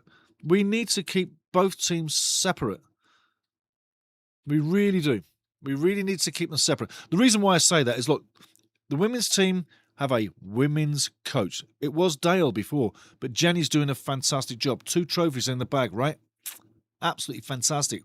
But for the sake of the women's team and the women's club within the club, they need to be literally pushed on by themselves, not a man in sight. Let the women push them to the greatest heights ever and make women's football stronger because of women. That's all I'm saying. Make men stronger, or men's football should be all about men, making men's football stronger and better, and women's football should be the same. 2 different businesses, 2 different styles of football, because they're not the same style of soccer, they're different, but they are individual businesses is what I say, and that's how I've always looked at the women's game and the men's game. And I'm going back decades looking at the women's game. I'm standing shoulders on the sideline with people like Cara Lang and Christine Sinclair and Erin McLeod and the rest of them on the sideline with them, training, yada, yada, yada, before a game. So I got a lot of respect for the women. I got a lot of respect for the men. But I think you need to keep them together when there's a party on, when there's a convention, when it's about the club, about training, and about the match. Separation, baby. Make each other stronger by being themselves. But yes, get the training done, get the training facility done. I think that's a great point there. Definitely. New York City says, hi, Gifter Experience. A lot of stuff coming in. Hey, Leonardo Barrivier is in there. Hey, guys, I'm a little late today. Always good to be late, Leo. Always good to be 8. And Brazil. What are you thinking for the World Cup for Brazil, Leonardo? Are you thinking it's going to be a big World Cup? It's going to be interesting. I'm really excited about Brazil-Scotland. I'm telling you now. I'm excited for Brazil-Scotland at the World Cup because when I was a little boy, I remember settling and nestling at my granddad's TV watching Scotland play Brazil. 1974 in the Germany World Cup. It literally was my birth into World Cup football, understanding football and watching a match. 1974, Brazil with Rivellino. Yeah. Against Scotland. It was brilliant. And looking back at their matches, I didn't know at the time, but I knew quite a lot of those players as I grew up a little bit later, a few years later, about what they were as players, who they were with clubs, what they'd done on the field and what they'd won per se, and how good they were and how nasty they were in the tackle. Because back then, I'll say it, football was tough. It's tough now, but it was bloody tough back then. The physical play back then always found the skillful players. Always. But yes, good to be late, Leo. Welcome in, my friend. Welcome in. Octo says, Uyaglio. Woody Windsor plus a midweek 11 on 11 was ridiculous. Yeah, really. Why? I just reiterate that point. I would have given so much rest and so much video play to this match, to the next match. It's kind of like you're on a wind down. You got 5 games to go. Forget about the training. Forget about it. At this stage, you need energy levels bringing up with nutrition, hydration, and filming, and mental. And all that is all you need. Relax. Cotton wool around all the players. Take care of them. The guy that needs the pats, you give him the pat. The guy that needs the screaming, you give the scream to. But you know how to Look after these players. You've had them all year or seasons. But the training, you're right. Woody, you're right. The 11 on 11. Why? Why? I just don't get it. I don't. Love Phil. I can't critique. But why? New York City Jules, high experience. Kevin Babs, I was referring to extension of the playoffs. I don't like that decision either. Right on, now I'm with you. Kevin's talking about playoffs going from what it is right now, where you've got 4 teams going in the playoffs, where next season it's going to be extended into 7 and 8. So you'll have 6 teams going into the playoffs. The top 2, i.e. your 3 and your 4, sit out while the rest play each other in semi-finals. Then you get another semi-finals, then you get the finals. So it's going to be a longer version of what it is right now. I don't agree with it. I think you're going to have teams go into the playoffs that are not worthy of it, that would never survive in the Premier League. And I think, you know what? It gives me that feeling that sometimes you're giving somebody a medal just for the sake of giving them the medal.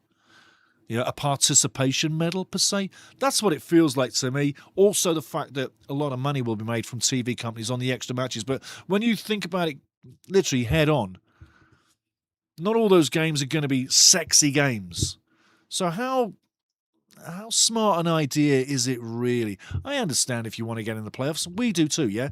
But if you're going in as 8th club, you're mid-table nearly. It just doesn't seem right. It really doesn't seem right. And I question the leadership of that decision on really the method and the integrity on that decision for the integrity of the league. I just don't think it has any benefit. So, yeah, great point, Kevin. Great point. Leonardo says, well, don't Brazil as a favourite. I don't Brazil as a favourite. I don't think Brazil's a favourite either. I can agree with that. But I think they're an interesting package if they could find some fire. They did very well going through qualification. Argentina obviously did very well. But it's an interesting situation with CONMEBOL and the teams coming through from that angle. But it'll be interesting. But Brazil, Scotland, no matter what. Just the yellow playing the blue. The memories that I've got from both of those teams over decades, and remembering as a little boy watching that first World Cup game glued. And that was the World Cup where Johan Cruyff made his name. Franz Beckenbauer had already made his name years before that, but it was an amazing World Cup. Amazing. Leonardo says, let's hope Seleção grows during the competition. I think that's the way. Yeah, grow during the competition, definitely. And the Neymar discussion still goes on and on and on and on. So boring. I hear what you're saying. I wouldn't take him. I think go without. I say go without. You don't need him. Kevin Babs, it's all about the money and the TV revenue. No regard to the quality of the football. Absolutely. And we're going back into the situation, talking about the playoffs. Now it's going to be the top 8 teams that can get into the Premier League. Top 2, obviously, first, second, auto promotion. And then from down there to 8th, the other 6 teams, 3rd to 8th. Yeah, I agree, Kev. I agree. Quality of the football, not there. And it's all about moneto. Octo says, how much has Wrexham done for football worldwide? Working class heroes. It's, I think for a lot of people that didn't know Wrexham before they got to see it, it's pretty much something like this, in my estimation, is David and Goliath, okay? Just stay with that one for a second. David and Goliath. Everybody likes David. If it was a proper boxing match per se, and you've got a massive boxer, maybe say go back a few days. Let's go back a few days. Let's say Mike Tyson. And Mike Tyson's fighting an unknown. Everybody would be literally gunning for the unknown. Well, with Wrexham, it's a similar factor and a similar story. We were in League 2 40 years ago. Oh, sorry, the second division. Second tier, not League 2. Championship. But it was Division 2. That's why I say 2. We were in Division 2 all those years ago. It's took all these years to get back. But 5 years ago, when we started to get back on this trip, a lot of people looked at the club and went, who the hell are they? Who are they? What league they in? All the way down there. Why the hell do I want to watch them? And then the story evolves, didn't it? Rob comes in. Then Ryan gets suckered into a good thing, a really good thing. And I still remember him coming on the field. He's like, wow, it's a real football club. In the British sense. Real football club. Yeah. And the story grew and grew and grew and grew and grew. And all these years later, this is where we are. Just let me get back to my place. Just 1 second. But yeah, it came back to us. So 5 years later, everybody's joined in. People worldwide are joining in, just like us talking and sharing this right now. And we're all getting the same fun out of it. It doesn't matter whether you were a Wrexham fan 60 years ago, 50 years ago, 40 years ago, 30, 20, 10. It doesn't matter.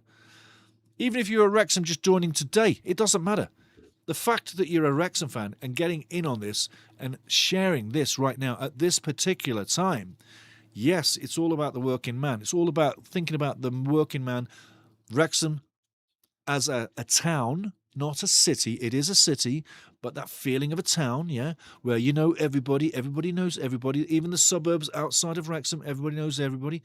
In the whole Denbigh area, in and around Wrexham, everybody kind of knows everybody, yeah. You go back onto the coast, either way, doesn't matter what direction, or head down south, people kind of have a feeling, if you're a Wrexham fan, that you know everybody. It's a family, and it really is. You look at the documentary, it's literally brought people into the family from all around the world that don't even know each other, but they do now.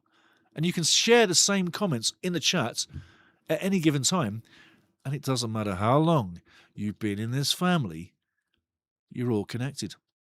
You're all respected. You're all in the same thing. So I'm just saying, for the working class, I tell you what, it's done a hell of a lot. It really has.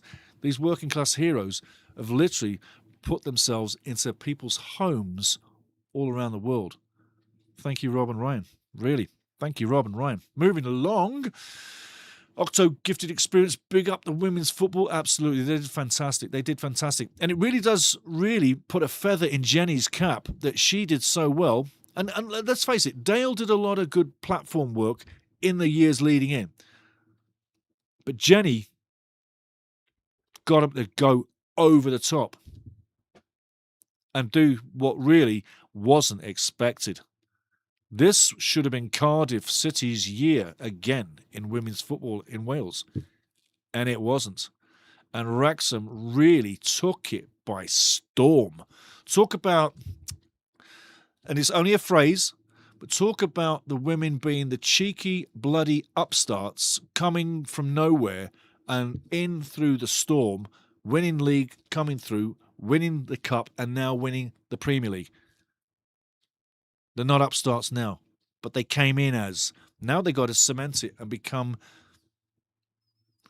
back-to-back champions. That's what they got to do. CPM, you need at least 7 players next season. Not sure what to think about Capori. Maybe keep. And the Italian Kiwi, Kakache, 1 top striker, 2 wing-backs, 2 younger midfielders, 1 central defender, and 1 keeper. Yeah, I'd go with that. I would go with that. Yes. 1 top striker, 2 wing-backs, 2 younger midfielders. Younger midfielders. That's what I'm saying. 1 central defender and 1 keeper. Yeah, on the money. That's my shopping list. That's exactly my shopping list, man. Totally. Octo says Coventry have been outstanding. They have. We called them as champions right from the start, all of us. Totally. They ran away with it. And next year for Frank, they're going to have to spend some money. Or as I say, they're going to have to spend to blend, or they're going to be coming straight back down as a yo-yo club. I think right now you've got to say they are a favourite to come back down.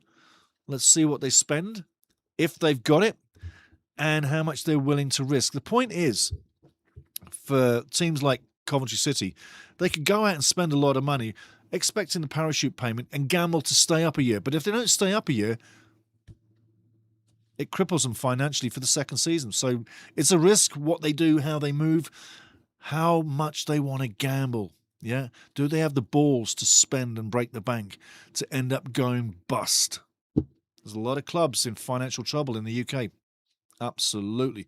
Absolutely. Going back at it. Just give me a second, finding my place here, fellas and ladies. Okay. Right. What I want to do now is I've got that one there. We can get rid of that. Don't need that. I'm going to bring up the stats for myself to look at because we haven't had a look yet right now, but we're going to go straight there for our match and looking at the table.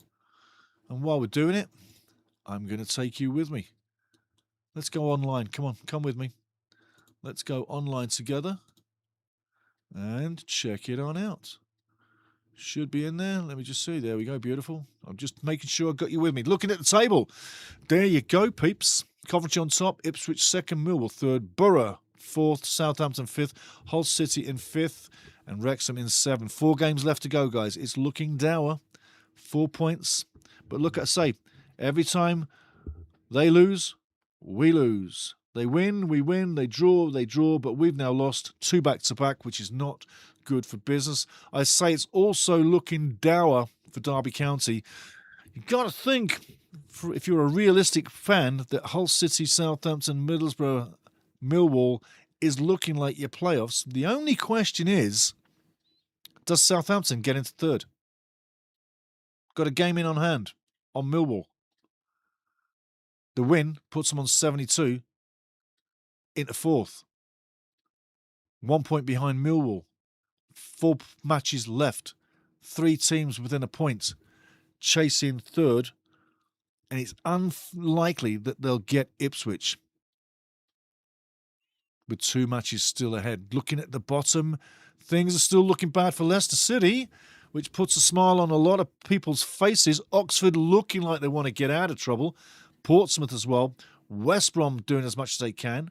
And Blackburn doing well as too. Charlton not completely out of it. 5 points out of dodge. But they should be safe by the end of the season. But that is really heating up for a climatic finish. But again, Leicester City lose out on the points appeal. And quite rightly. And it should have been more. They get 6 points deducted. Sheffield had 18 points deducted for very similar infractions financially, whereby you can say Leicester City have been given a little bit of a light punishment, whereby Sheffield were punished severely. Oxford looking to get out. Portsmouth, West Brom, Blackburn. Charlton should be safe. It's going to be interesting. 4 matches still to go. And Pompey, with the recent win and the game in hand, getting out of the bottom 3, giving themselves a chance, a shot in the arm. Can they survive? Well, hey, we'll only have to wait and see. I'm going to bring you back on the screen here. 2 seconds. There we go. So, there we go. Another game down. 4 games left to go. It is what it is. You can't win them all. And maybe, as Octo says, maybe we consolidate for a year. I think that's what we're doing. I think next year's the year.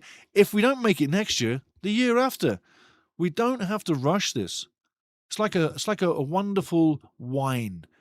Yeah? It takes time. And the longer it stands, it matures. We're a maturing wine. Let's not rush a good thing.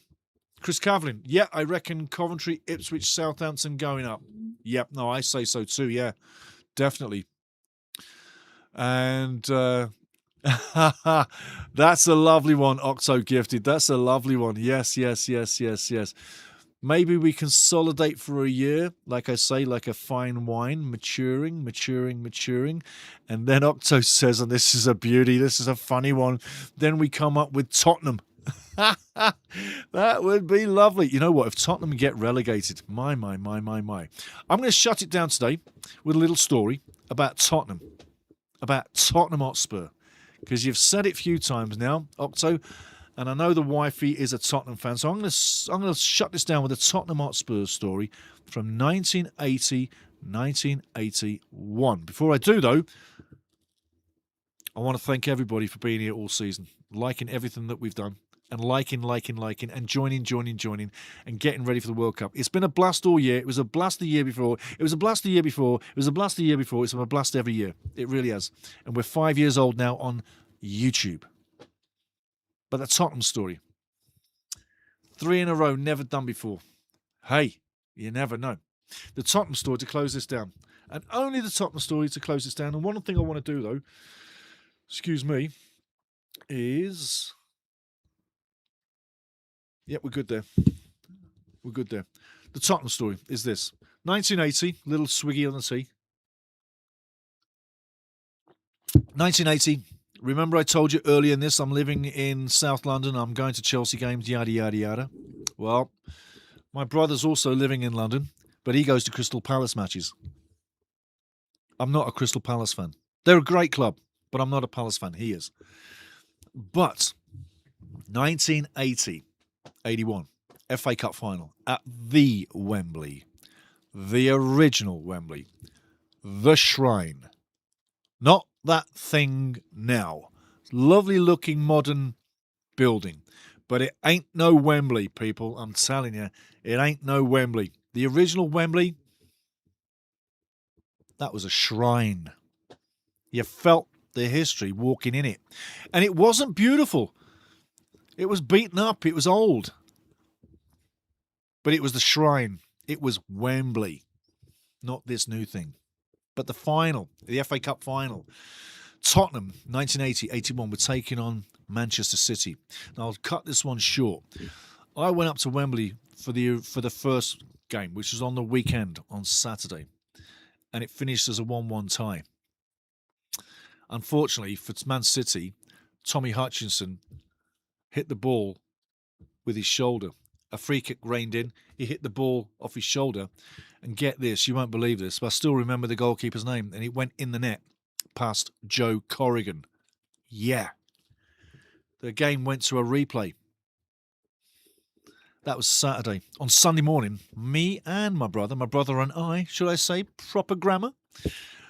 We queued up, lined up with thousands of fans outside Wembley at the ticket office to get a cup final ticket. A real cup final ticket. Not on your phone. No, you didn't get your ticket on your phone. Didn't happen. Were no phones. Didn't happen. It was a wonderful world. And to have a ticket in your hand, a proper ticket, was the sexiest thing in football you could have, especially if it said Wembley on it. I'm telling you, there was nothing better. Nothing. So I got my ticket, and I got another ticket. And me and my brother, there's two of us, but we got 4 tickets for the final, the replay, Tuesday night against Man City at Wembley. Yeah. So for a couple of days, I go to work, and I'm going to work, and I'm just a young kid. I'm just buzzing. I'm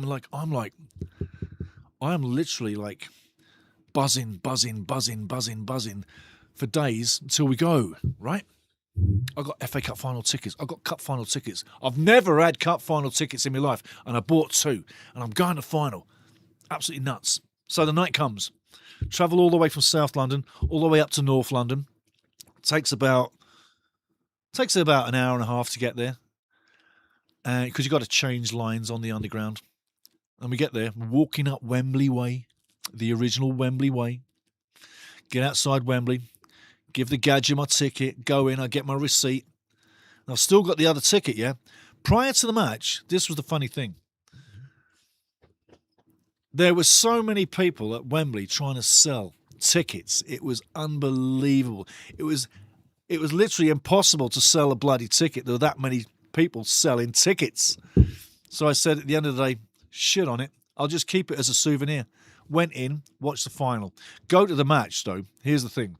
The match itself was the 100th FA Cup final, 1-0-0.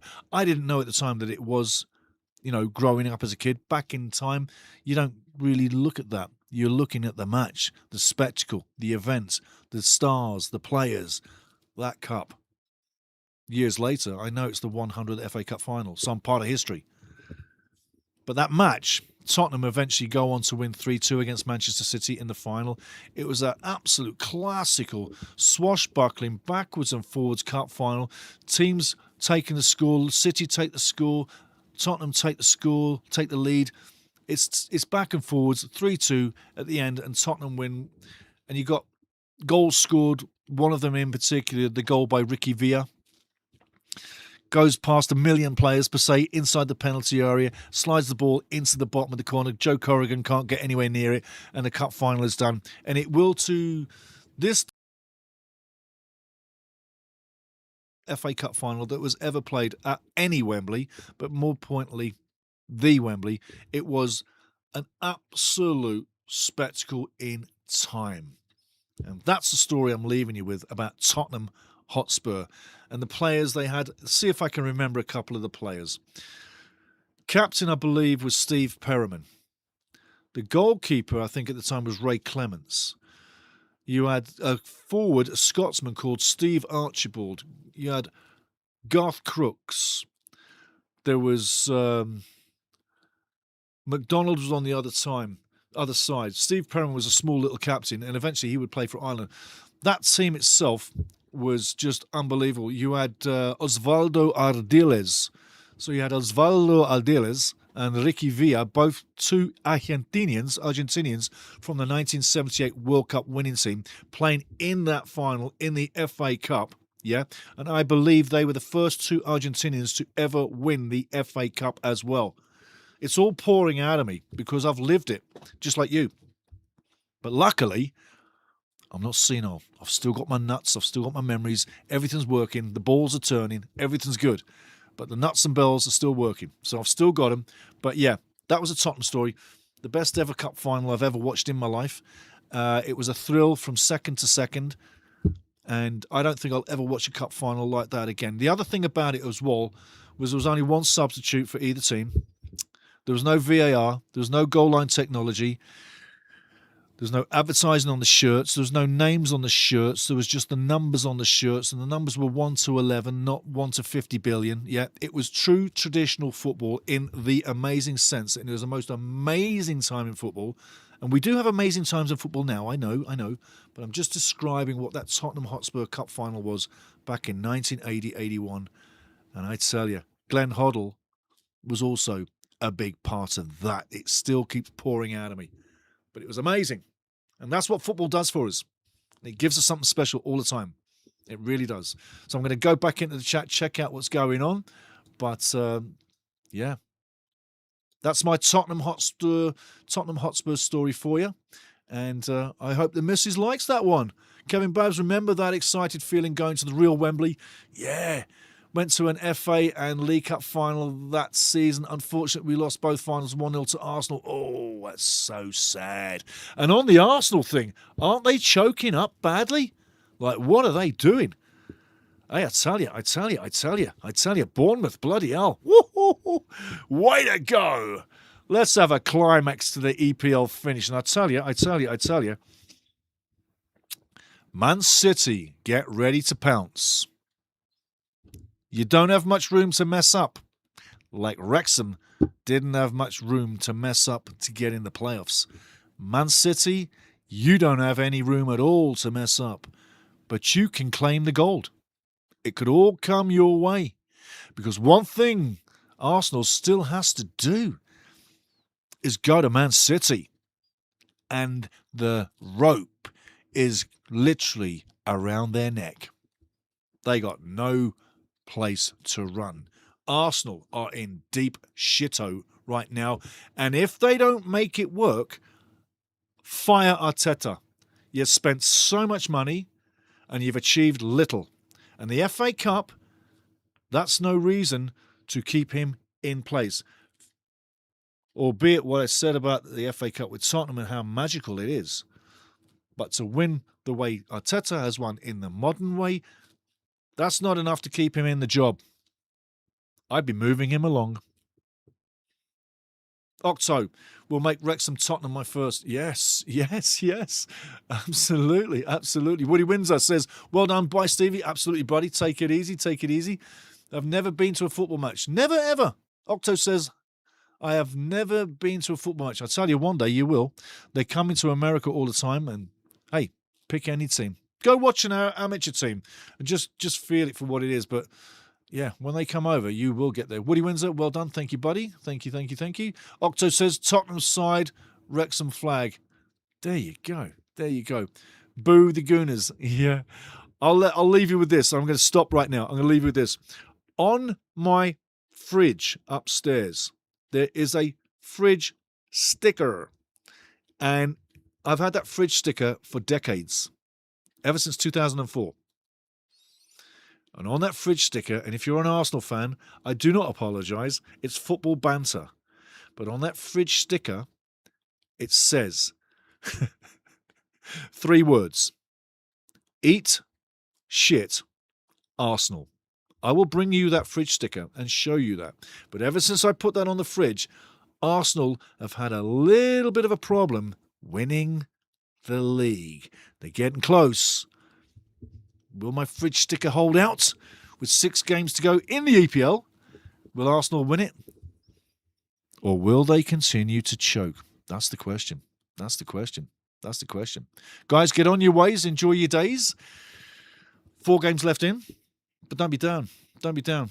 It's been a magical season, and we have nothing to feel bad about, nothing to feel down about, nothing at all. Nothing at all. But we should literally get ready for next season, enjoy our summer, watch the World Cup here, and only here, for all your nations, especially Brazil, Scotland. That's going to be a fun game, and a lot more too. But we've had a great season. No need to feel down. And I'm so grateful for everybody who's on here all the time having fun with us, because it just makes it so much worth it. One guy alone with a microphone, that's not a show. One guy working the phones, with the chats, watching something we're all connected to, that's a show. That's a show. You are the show. Backing it out, going to say the last goodbyes to everybody. Leonardo's laughing. He's loving it. Octo says, never been to a stadium. You got to go. Go to a stadium, your hair stands up on end. It's electric. It's electric. Leonardo, 1985, show us a sticker sometimes. I'm going to show that sticker next show. I promise you. Next match, I'll show you the sticker. I will show you the sticker, guaranteed. Promise, promise, promise. I was thinking about it earlier today, but I thought, just wait a day. But when Arsenal lost yesterday, I thought, whoa, my sticker is still working. But I will show you. I definitely will show you. I will. Kevin Babb says, bye everyone and don't be down. 6th place still for the taking. With a little luck, we can get there. We can get there. Octo says, got a gooner friend to Rory the chef. Nice one, nice one, nice one. Everybody, have a great day. It's been fun. It has been a lot of fun. It really has. It really has. Leonardo, laughing again. Cheers, buddy. Big up to you in Brazil. Big up to you everywhere in the world. Chris, Octo, Di, Phil, Lynn, everybody. Pug Show, Octo, everybody. Have a great day. We lost, but we're not losing. We are the winners on this season. And we will be continuing to win for the rest of the 4 matches as we build to another great season next year. The story will continue. It will not stop flatline at a brick wall. That just is not going to happen. That is definitely impossible. Much love. Thanks again. Hit the like button. Subscribe. Get back for the next show. The World Cup's coming, and we're going to have a lot more fun. Cheers.